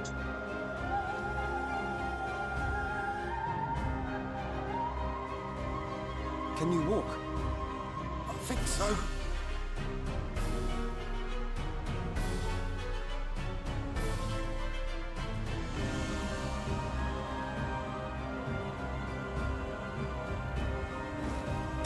Did that little worm just insult me?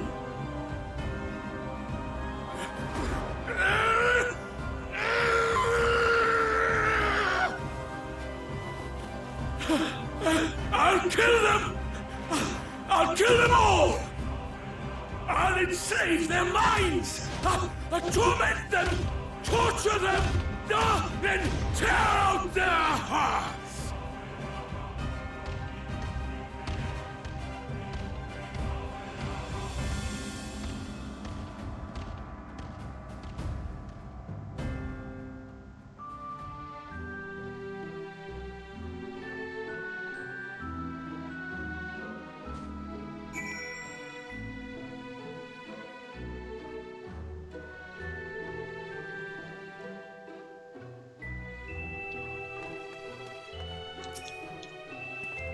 Thank you again.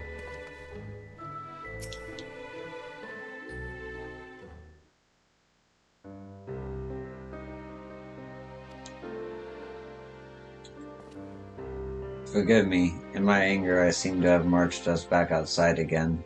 Though it is probably best we leave the island altogether. I believe we've worn out our welcome in Neomore. In any case, I've seen enough of the world's self-proclaimed capital city to convince me that our battle against the Sun Eaters will find few allies in Kaluja. I will accompany you back to the Crystarium. We need to regroup and think on a strategy anew.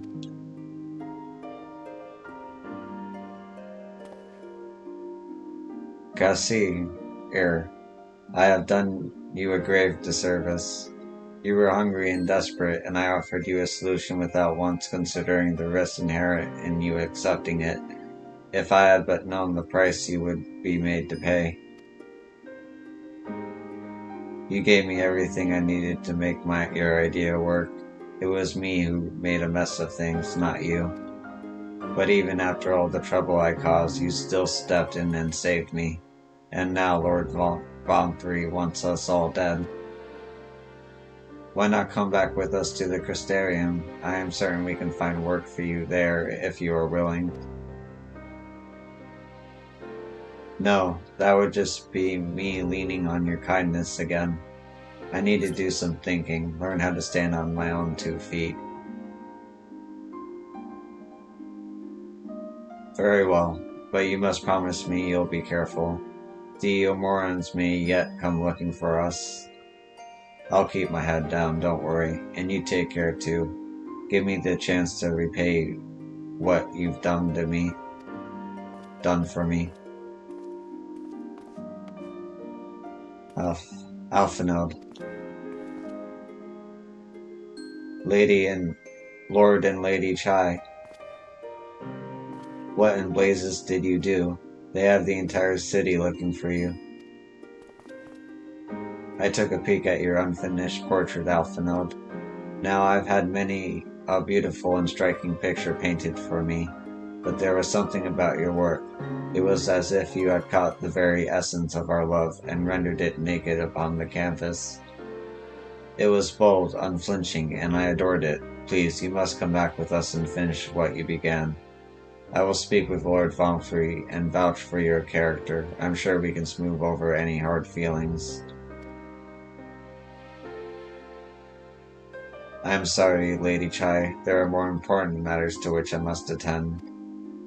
More important? What could be more important than enjoying the days we have left to us to the fullest? Pray press me no further. We are leaving, but I would not presume to take the garments you were so kind to procure for me. One moment. I wouldn't hear of it. Keep the clothes, you silly boy. I insist. And I shall make arrangements so that you can pass through the gate without causing a stir. I expect you to come and visit.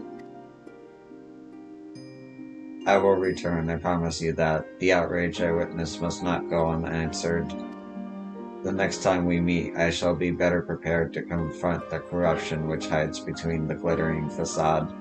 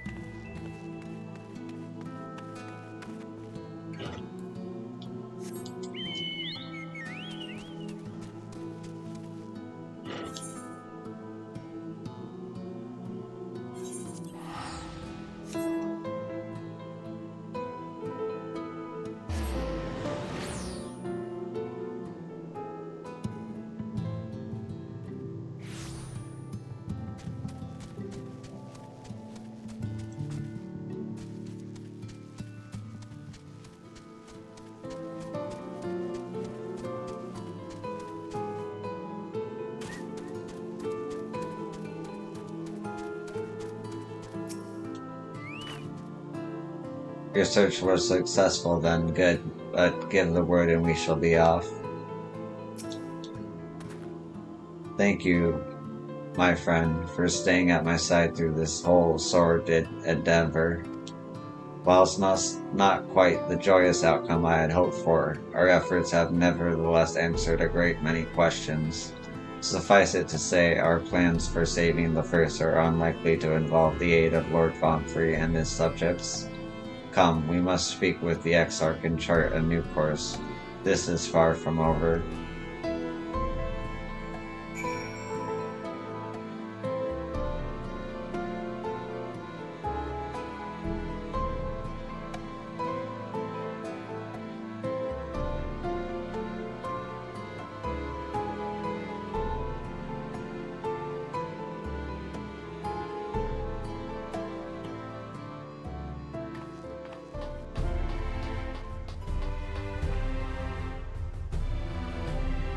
Cool outfit.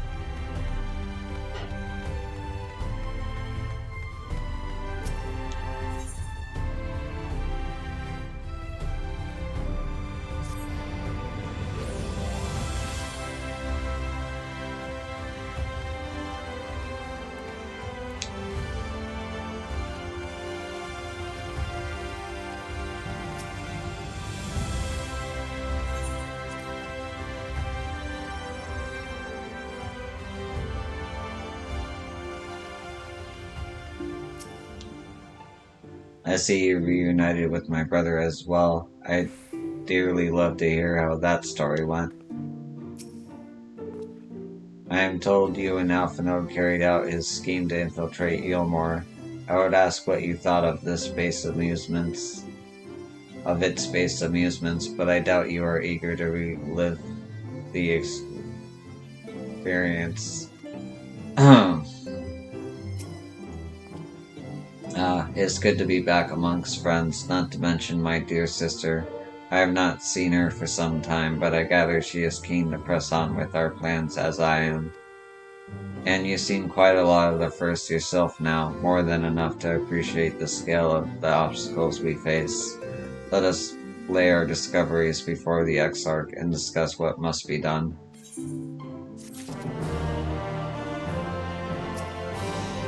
If only every town could share the Crystarian spirit of independence. Still, I suppose one cannot decide for others what they should and should not deem important. My powers of persuasion have certainly had little effect on the people of Kalusia. Whenever I come to the Crystarian, the sands of our... Oh, already read that.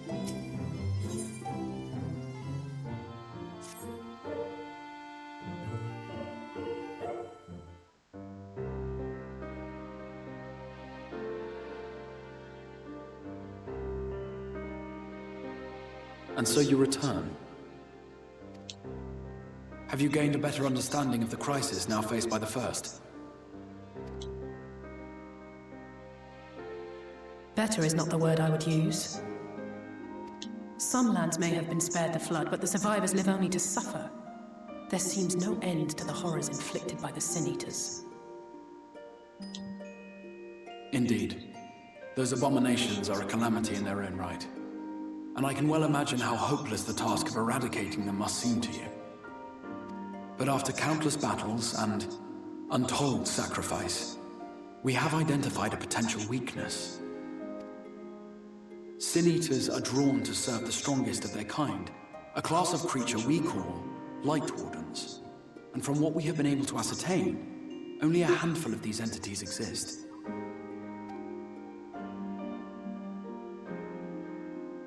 Just as an ant colony will perish in the absence of its queen, we believe that the death of a Light Warden will cause the lesser creatures within its sphere of influence to disperse. I have a feeling Yulmul might have something to say about any concerted action we take against these monsters. Volthra's command over the Sin Eaters is integral to Yulmoran society. In seeming to guarantee his people's safety, it guarantees their obedience. He will not take kindly to us depriving him of such useful allies. Agreed. Thus we will need to occupy or otherwise divert his forces whilst we proceed with the business of eliminating the Wardens. Until we have done so, all other considerations must be set aside if we are to forestall the 8th Umbral Calamity.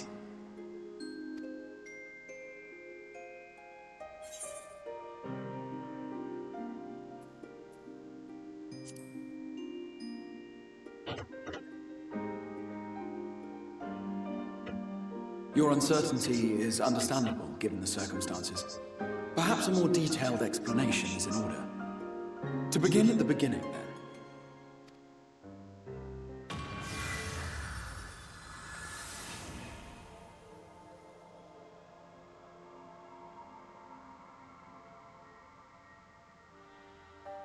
In the ancient past, a single star was divided into 14 worlds. This is the source, your home. These others are the 13 shards, in whose number we find the first.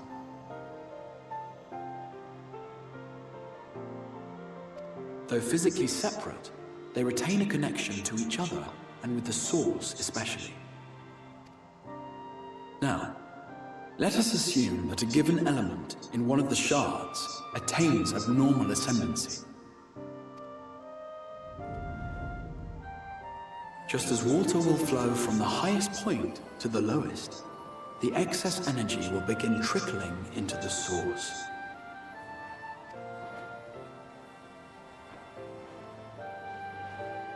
And such an influx of ether will of course exert a palpable influence.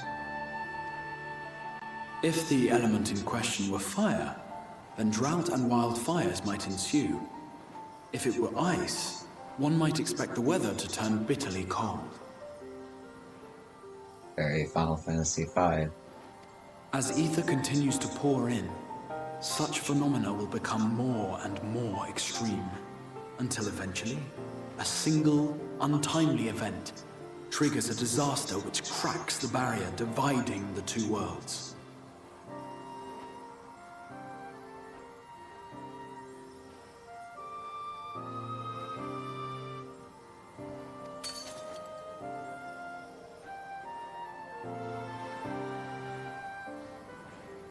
What was once a trickle now becomes a deluge, sweeping the shard along to be rejoined with the source. At the same time, the element which held sway in the shard is unleashed in full, its energies amplifying the original disaster to truly catastrophic proportions. An earthquake thus magnified might strike with enough force to shatter continents. A tidal wave might swell to a size capable of drowning entire nations.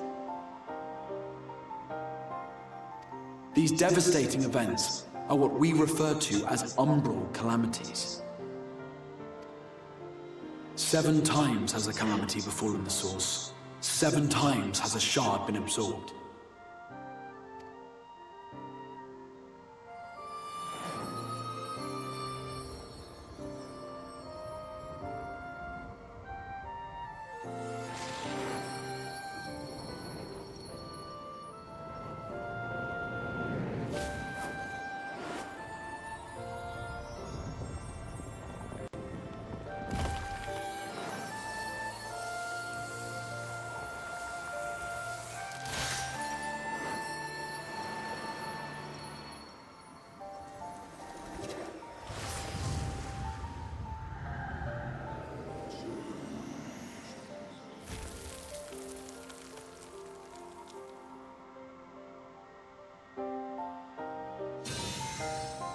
At present, the light-drowned realm of the First stands perilously close to meeting the conditions for a rejoining.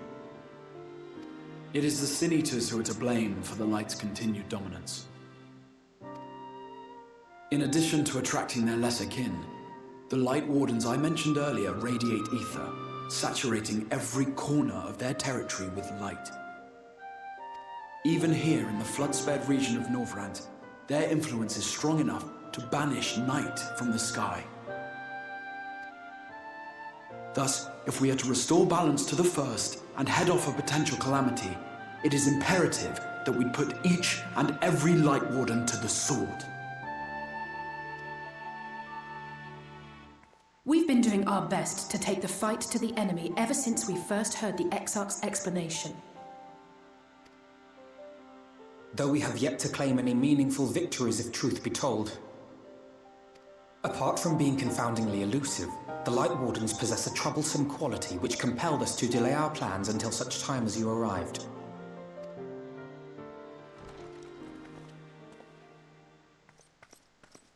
Forgive the interruption, my lord, but Hallminster Switch is requesting reinforcements. They say the Sin Eaters are attacking in force and the village could soon be overrun.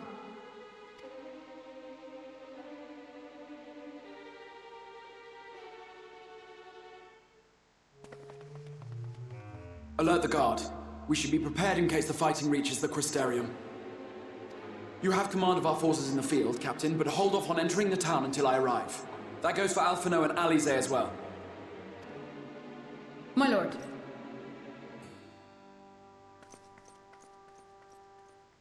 Pray, lend us your strength. Such a fight will provide you with far greater insight than any explanation I could offer.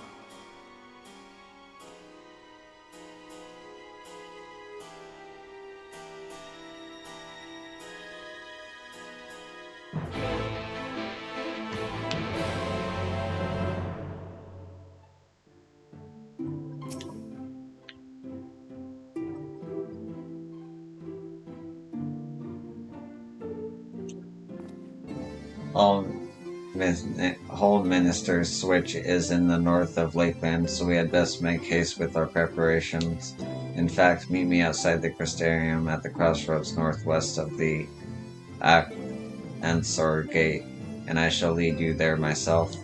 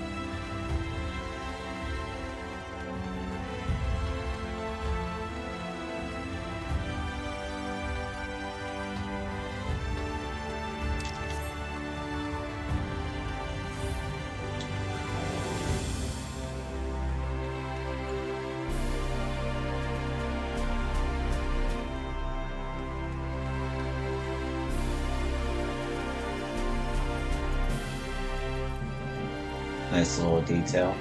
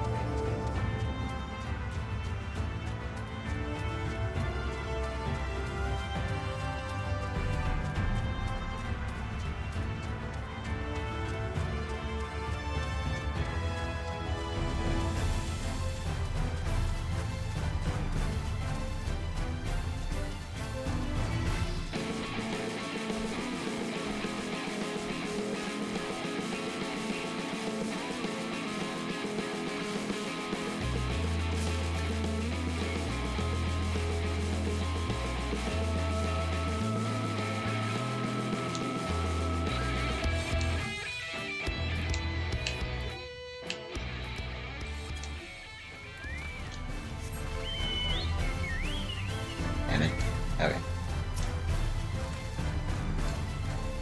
All set. If we follow this road north, we will arrive at the northern stagging point. The village itself lies not far beyond. Quickly now. Such a beautiful place, too. I love the purple.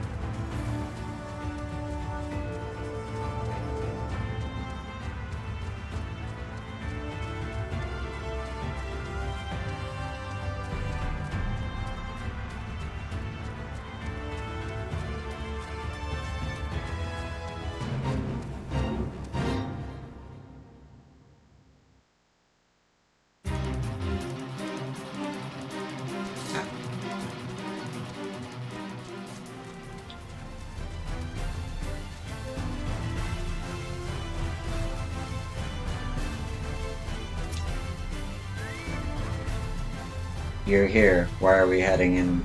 We are heading in together, yes? The Exarch asked that we wait, and so we waited. Your assistance is appreciated.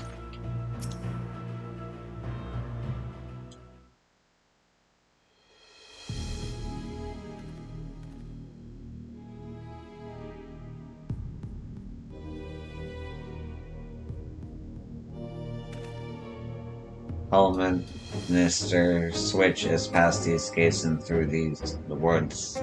'Tis not exactly a near neighbor to the Crystarium, but as we occupy the same region, we have built up something of a cooperative relationship. What can we expect inside, Captain?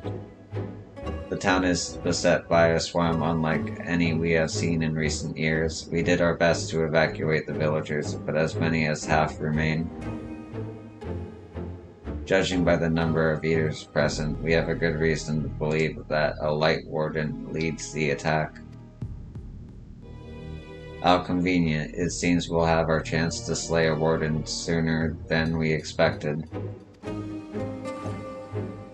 One does not simply slay a warden. Has no one told you what happens if you defeat one of those fiends? They hold more light inside them than all their underlings put together. It can be struck down, aye, but its essence won't dissipate like the weaker kind. Vile ether will billow outwards and envelop the nearest living being, a reckless young swordswoman, perhaps, and turn her into a brand new warden.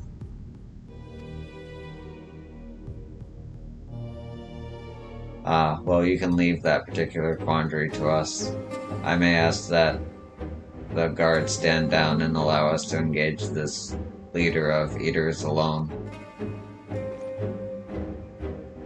Concentrate on the survivors. We must save every life we can.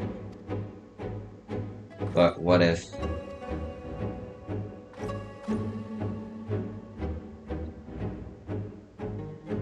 Understood, my lord. As captain of the guard, however, I will not watch you brave such danger without an escort from our ranks. I insist that I go with you. Very well, then our warden slaying party shall include myself, the 11 ears, Captain Lena, and last but not least,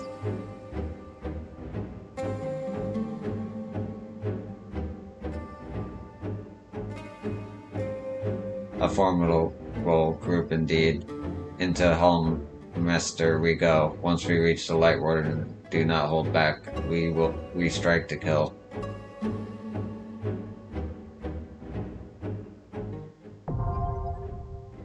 Oh, it's a dungeon, I think.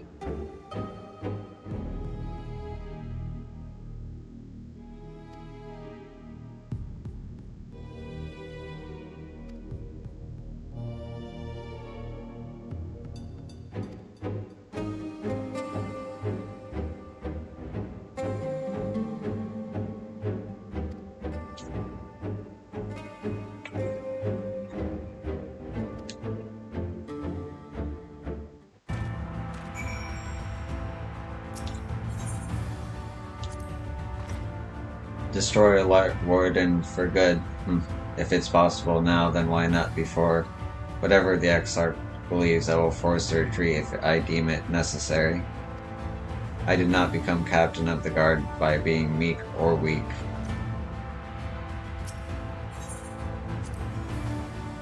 I can't help but wonder if the scale of this raid is related to the recruiting the Eaters were doing in Eric.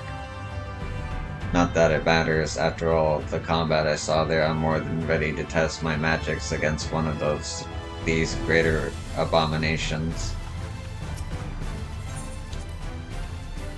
As you may have deduced, the troublesome quality of the wardens which I endeavored to raise earlier was this confounded capacity for spontaneous rebirth by the Exarch. But the Exarch seems confident he has matters in hand, so I shall trust that we may slay our foe without fear of the etheric aftermath. My restorative spells are at your disposal.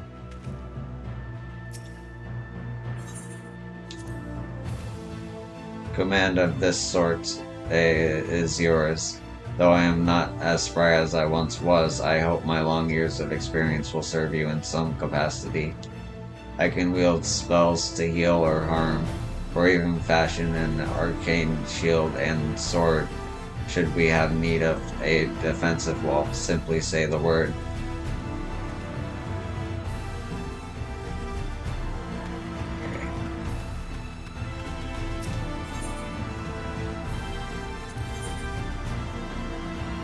First dungeon of Shadowbringers.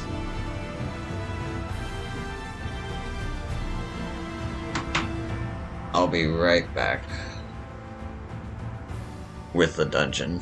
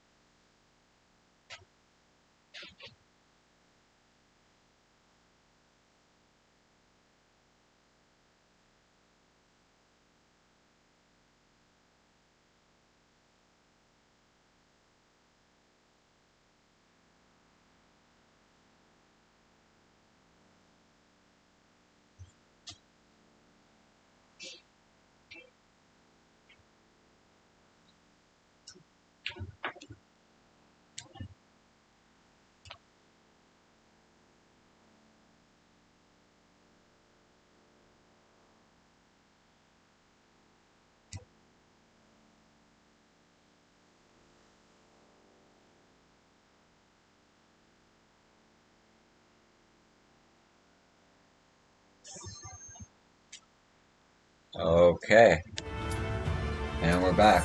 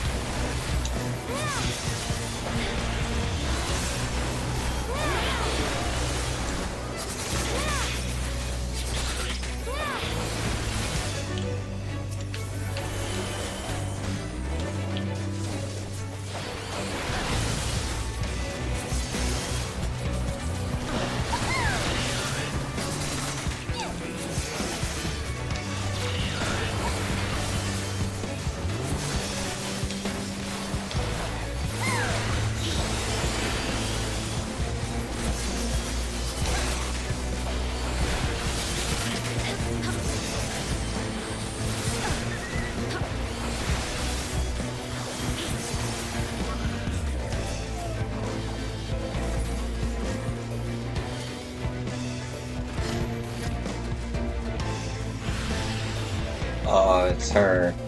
Tesleen.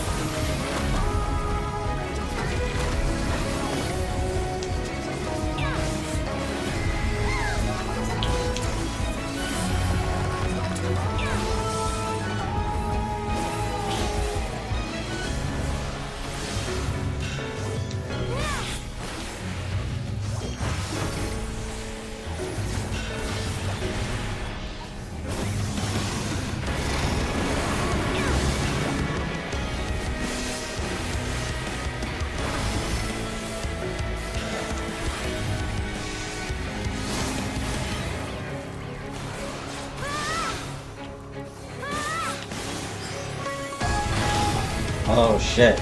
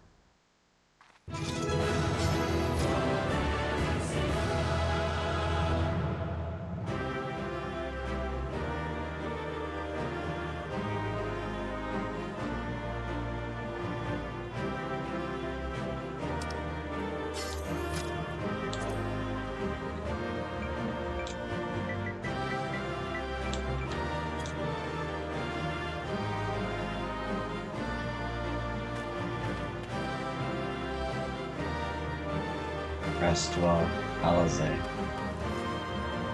Light warding gone, I can scarce believe it, scant believe it. It was no less than expected, but well done.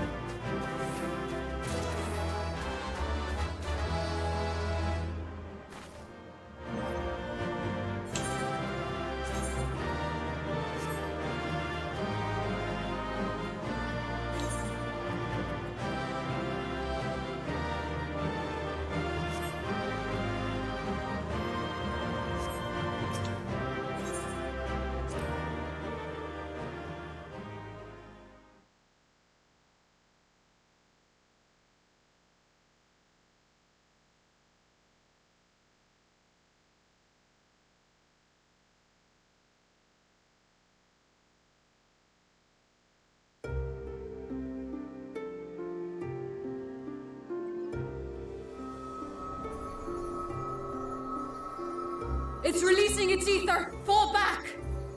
We cannot let it touch us! Quickly, my lord, we must withdraw! That will not be necessary, Captain. Though I appreciate your concern. The eternal light of these creatures has confounded us for nigh on 100 years. For each we have put down, another has risen up in its place, born of the self-same ether relinquished by its predecessor. But now we have a way to contain that corruption.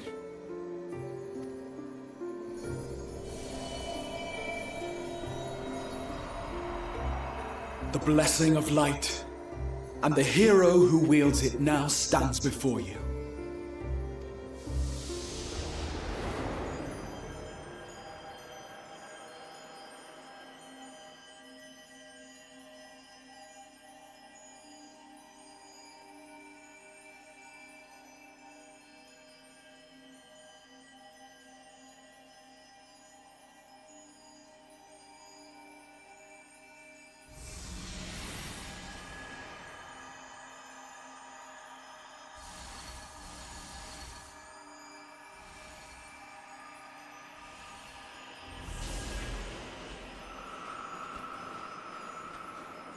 Okay.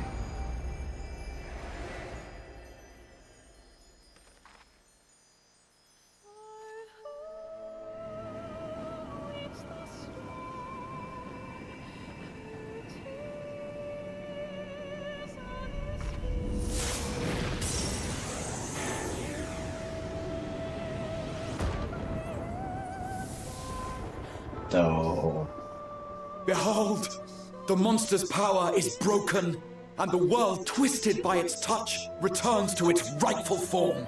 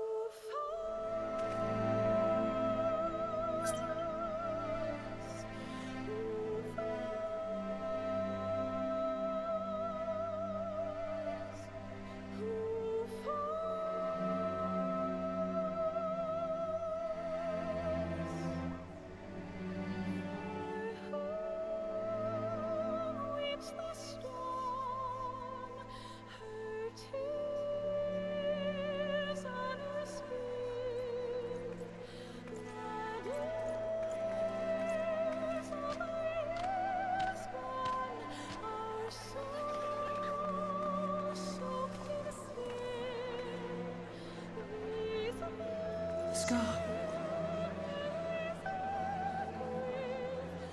It can't be. What's happening? It's so beautiful.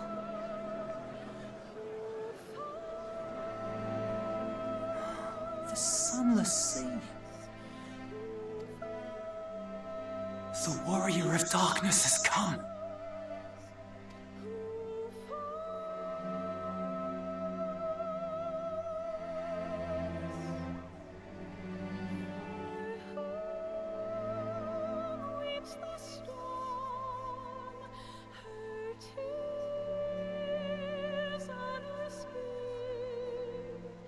Is that what I think it is?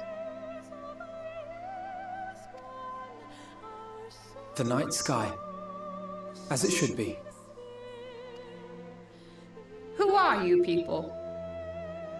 You killed a warden, then bathed in its ether as if it were a spring shower, and now the sky? The legends are true.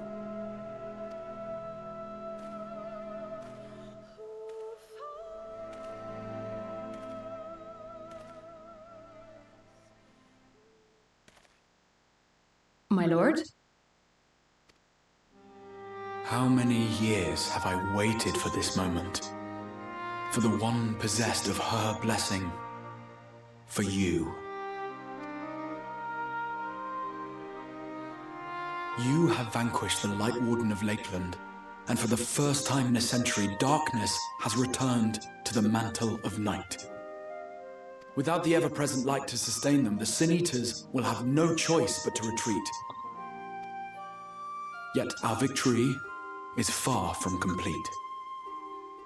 Though darkness has fallen here, the other wardens yet bask beneath burning skies, feasting upon what little life remains.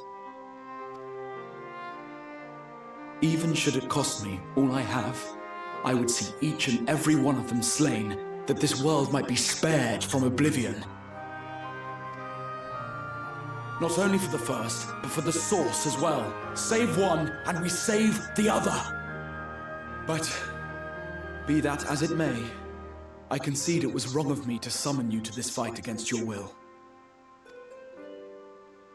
I swear, on my life, I will one day atone for that deed, but for the present, I beg you stay and see this fight to its conclusion. Cast down the wardens and restore darkness to the first.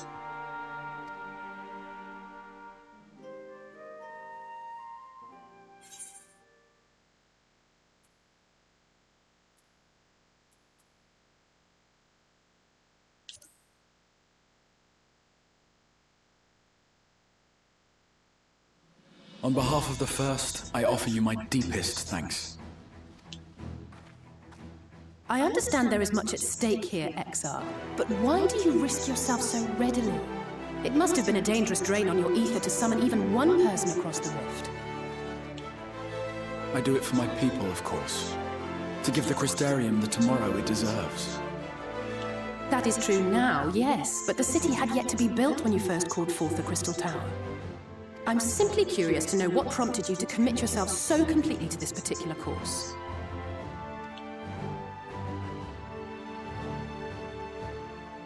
There are things which we can ill afford to lose. And I sensed from the first that I had a part to play in preserving them.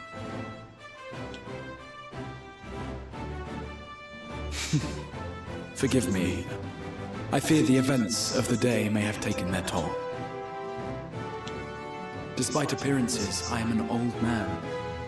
One burdened with many difficult memories, some too painful to recall.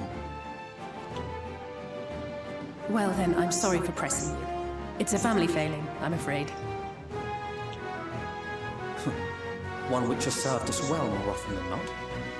Needless to say, we will continue to fight at your side until the last Sin Eater is defeated. Come then, my warriors of darkness. Let us gather the surviving villagers and make our way back to the Crystarium.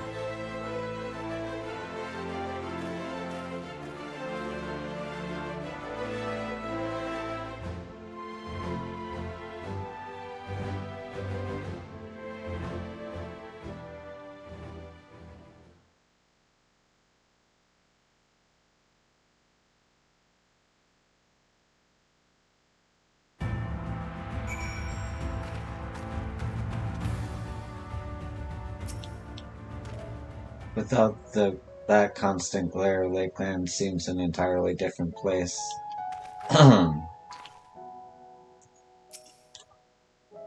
It's over, yes? I might need a moment.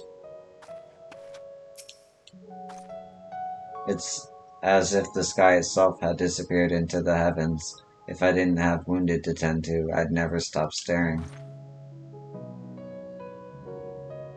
Oh, it's all cloudy now.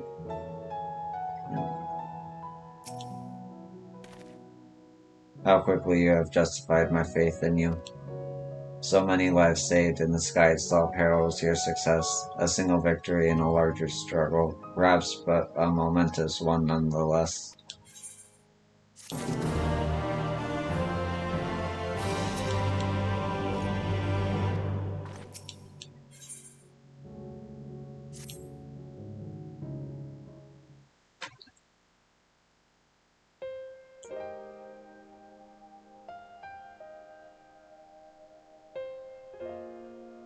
Now, as far as we proceed from here,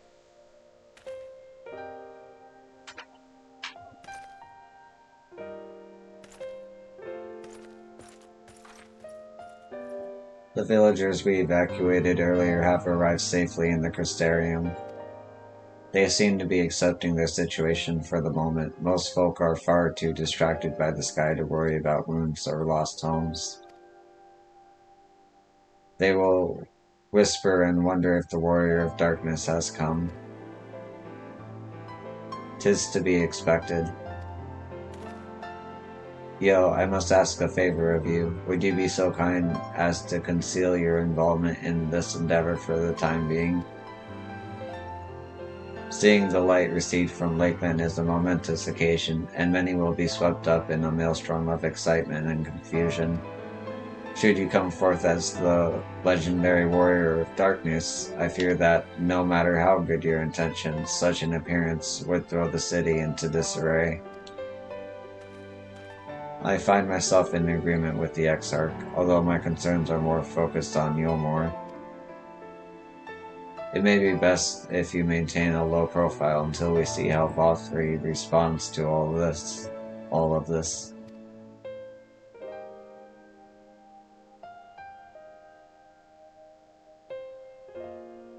My thanks. Though we cannot freely celebrate your success, pray allow your heart to be buoyed by the joy of our citizens, a joy you surely brought into being.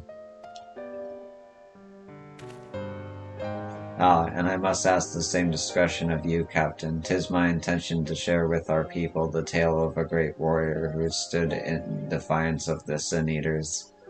This unnamed champion defeated the Light Warden and has since departed for parts unknown, yes? As you wish, my lord. Your penchant for mystery is nothing new, and I will encourage folk not to question this either.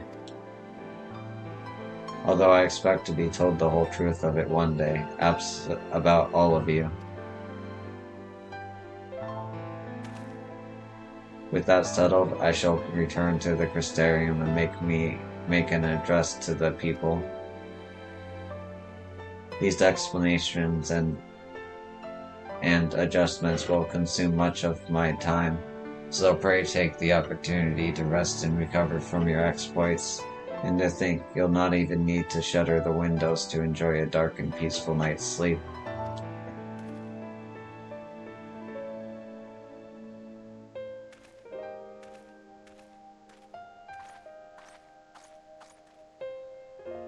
I must stay behind and coordinate the evacuation of the remaining survivors. And I hesitate to ask after all you've done here today, but could I ask you to pass on the message on your way to the Pendants? Please let Bragi know that we're bringing in a number of injured, and that any restoratives in the markets need to be reserved for the infirmary.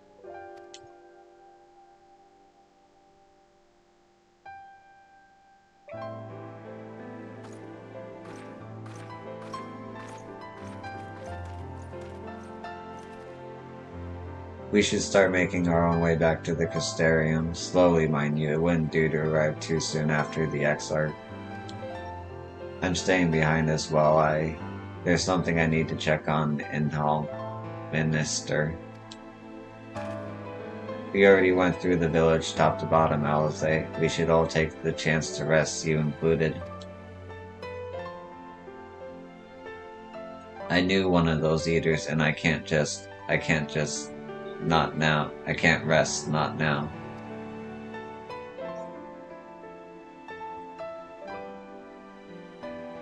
So please, I wish to be left alone for a while, and that means you as well, Yo. I shall be cross if you try to follow me. I promise to find you later when I feel myself again.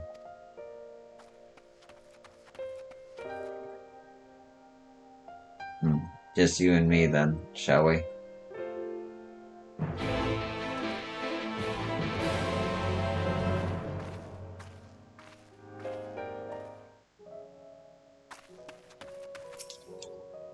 I'd be grateful if you could pass that message on to Bragi. He should be standing in his usual spot in the markets.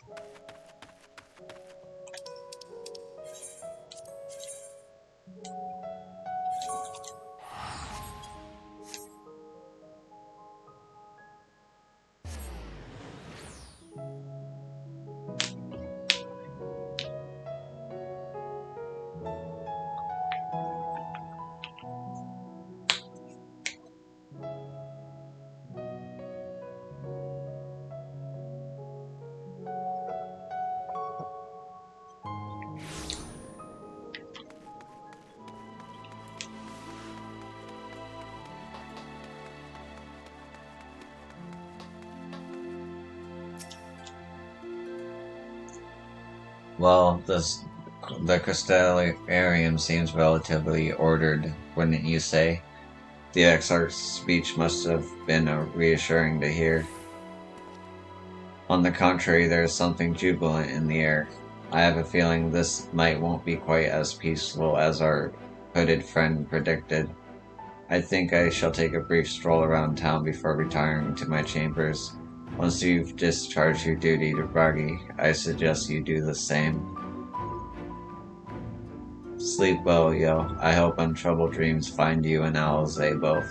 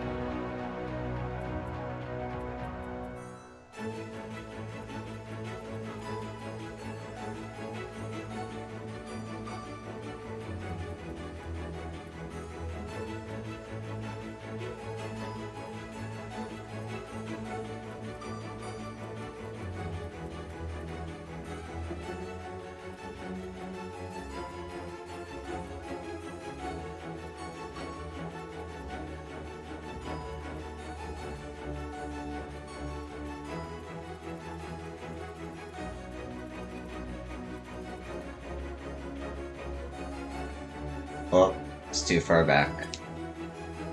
Should have responded when I had the chance. Oh.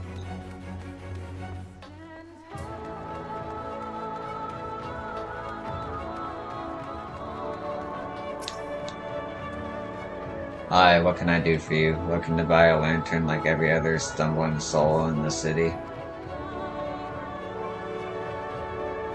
I see. Well, Captain Lena can rest assured that any potions I spot coming in will be set aside for the wounded. Hang on a moment. If you're carrying messages for the guard, does that mean you were there then? The battle at Hall Minister? If stalwarts lass like you want to pay a visit to the Wandering Stairs, make yourself known. I'm sure Garden can introduce you to some interesting opportunities.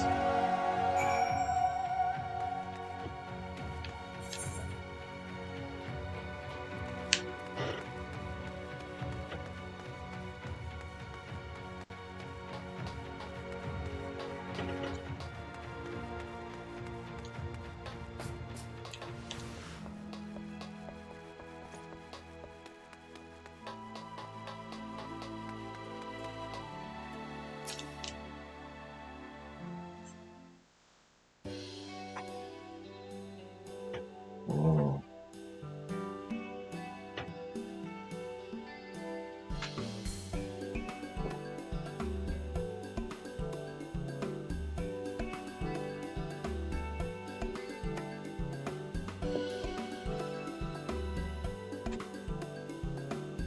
Stila, more beer for table 2 and a couple pints of mead for table 3 while you're at it. Coming right up. Sorry, we rushed off our feet this evening, miss. Can I get you anything? Drinks are on the house. Oh, that braggy has a twisted sense of humor.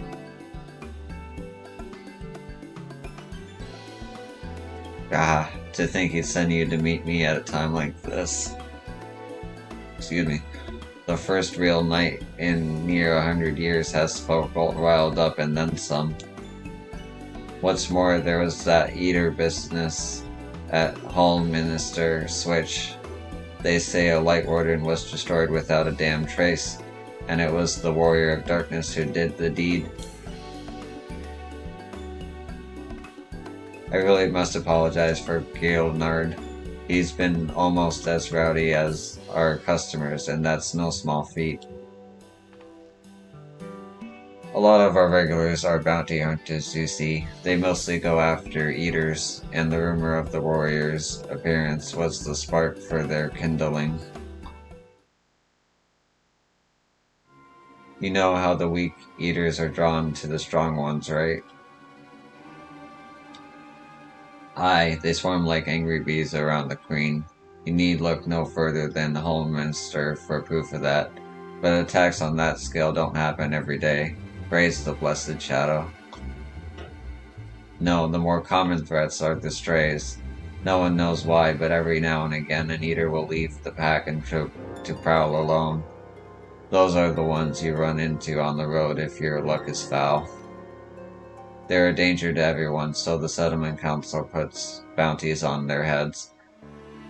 And our bar here is a convenient place for hunters to gather and share information. Seems a few of them were inspired by the warden slaying even more than most. These are the types who have the sight set on absolute worst of strays, a class of eaters that's been dubbed the cardinal virtues. The virtues showed up out of nowhere about 3 summers ago when historians heard the descriptions given by survivors. Well, apparently they share the appearance with the villains who caused the flood. And if that doesn't send a chill down your spine, they also reported to be as tough as the Light Wardens, not the kind of prey you can take down single-handed. Our virtue hunters had all but given up, but knowing the Warrior of Darkness is out there has lit a fire in their bellies. Just look at them. The Hume over there with the oversight sword is grandson. He's in it for the revenge, wants to recruit a comrade in arms as tenacious as he is. The Mistle lad is Luke Rick. Don't be fooled by those dewy cheeks. He's as hard a hunter as they come. He just lost a partner and seems to be on the lookout for a new one. That's Craig. Word is he seeks an expert in magecraft to help fight the virtue he's after. Last we have Gia, dwarf and drunkard both. wanted to join forces with a healer, and only a healer. Something about needing a mentor's wisdom. I've seen my share of competent veterans, and you have that look about you. Maybe you should introduce yourself to one of our hunters. Who knows, together you might even collect the bounty on Cardinal Virtue. Now there's a grand idea. Imagine the prestige my bar would earn if we boasted the patronage of a successful virtue hunter.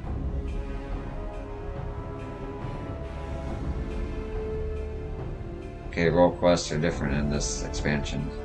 Neat.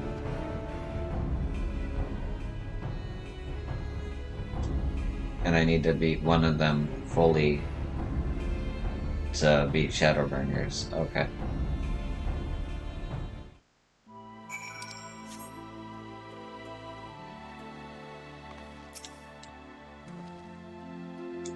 My regulars have their quirks, some more than others, but it's odd how folk can grow on you. Spend enough time with them and you might become a regular yourself. Always happy to welcome a new addition to the family.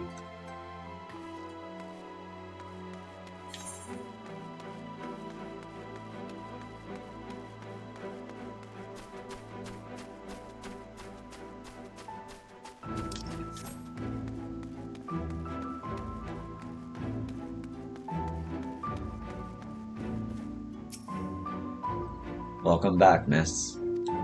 I wonder if anyone can sleep with the city in such an uproar, but will you be retiring to your quarters? Very good. In light of present situation, I've had illumination prepared for all rooms.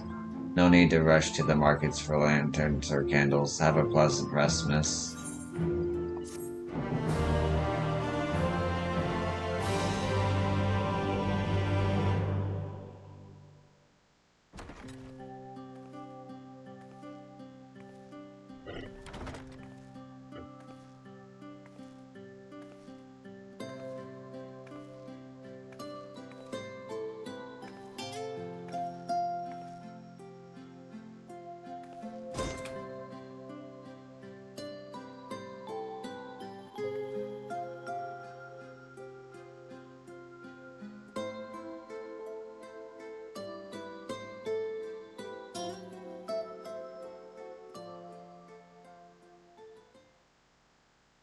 So it's your lot's turn to be the Warriors of Darkness, is it?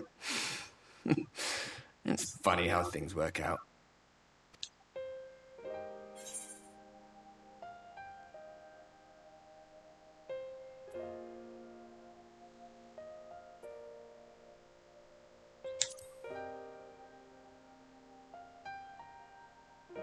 Well, I did warn you. I followed you to Yulmore and then on to Armarang. And I was there when you slew the Light Warden.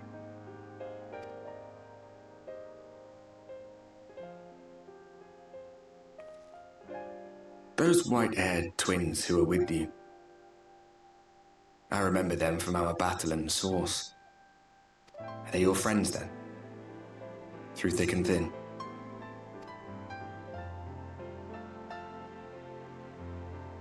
Aye. Then I suggest you keep them close. It's when you charge ahead trying to save someone else that you end up losing those you love. Not that you need telling, I'll bet you've lost plenty.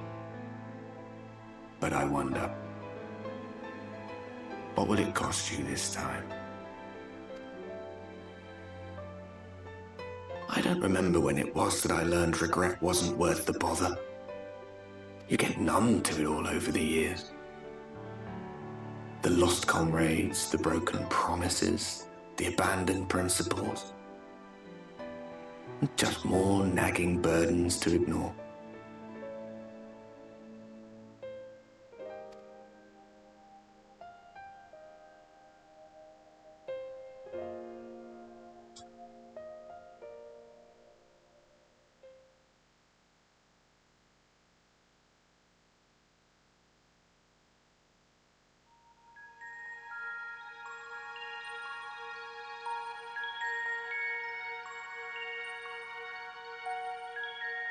So this is what the light was hiding.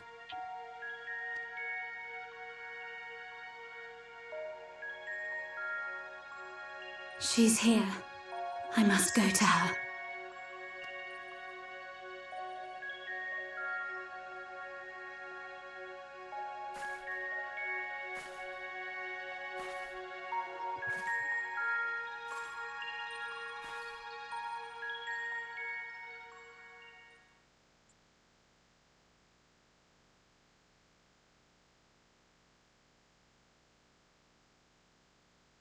Meanwhile, inside the Imperial Match Tech facility in the Source.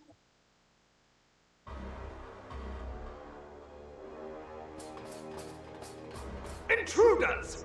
Fan out and find them!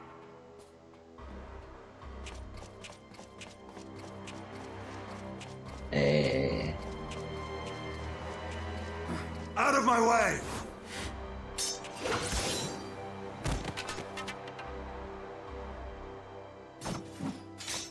Stay your weapon. We are not your enemy.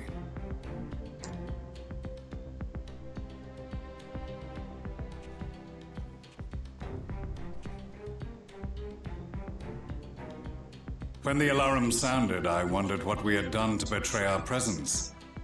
But I see now we are not the only intruders. Sir Estinian, I presume. The dragoon who plucked the warrior of light from the jaws of death? Your armor is most distinct.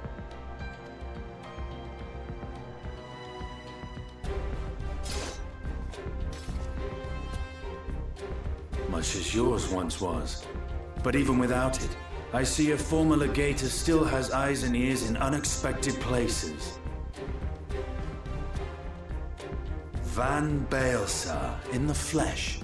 Though I understand you prefer Shadow Hunter.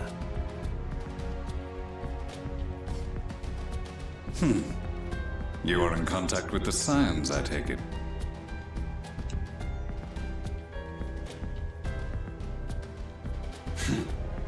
Through no choice of my own. They tracked me down and conscripted me to their cause. I swear their receptionist was trained as a spy. Not that anyone can escape that Baldessian woman once she has caught the scent of your ether. If they have resorted to using freelancers, I must assume their attempts to wake the afflicted have failed. And what of their champion? Away on other business. Thus, it has fallen to me to root out any trace of the Empire's new weapon.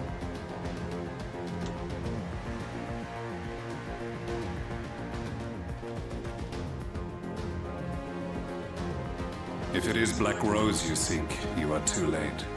My people have already completed your mission here. Yet this is but one factory among many. When they caught wind of our efforts, they built additional facilities to ensure production continues unabated. There will be no one left in the lands they conquer. No citizens to conscript. No skills to exploit. Nothing the Empire needs. And they will call it victory.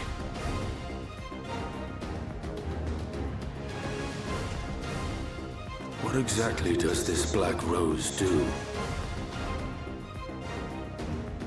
The gas is described as a poison, but its actual effect is more arcane in nature. It was created to disrupt the ether in living beings, to bring the flow of their life energies to a standstill. Inhaling even the tiniest amount will cause all bodily functions to cease, much as a potent venom will stop a man's heart. Released over a city, Black Rose could conceivably kill every inhabitant, and all without damaging a single structure. Search every corner! Rouse the barracks if you have to! I want this facility secured! I have more questions, but now is not the time. Sir Estinian, I have an offer for you, but I will make it only once. Since it would seem we seek the same answers, you are welcome to join us. Ha! From what I hear, you need all the help you can get. In case you don't know, Varys himself confessed that your empire was a creation of the Ascians. I am aware of what his Radiance said at the parley. Thus I would return to the capital, that I might behold the truth of this corruption with my own eyes. My path leads to Garlemald.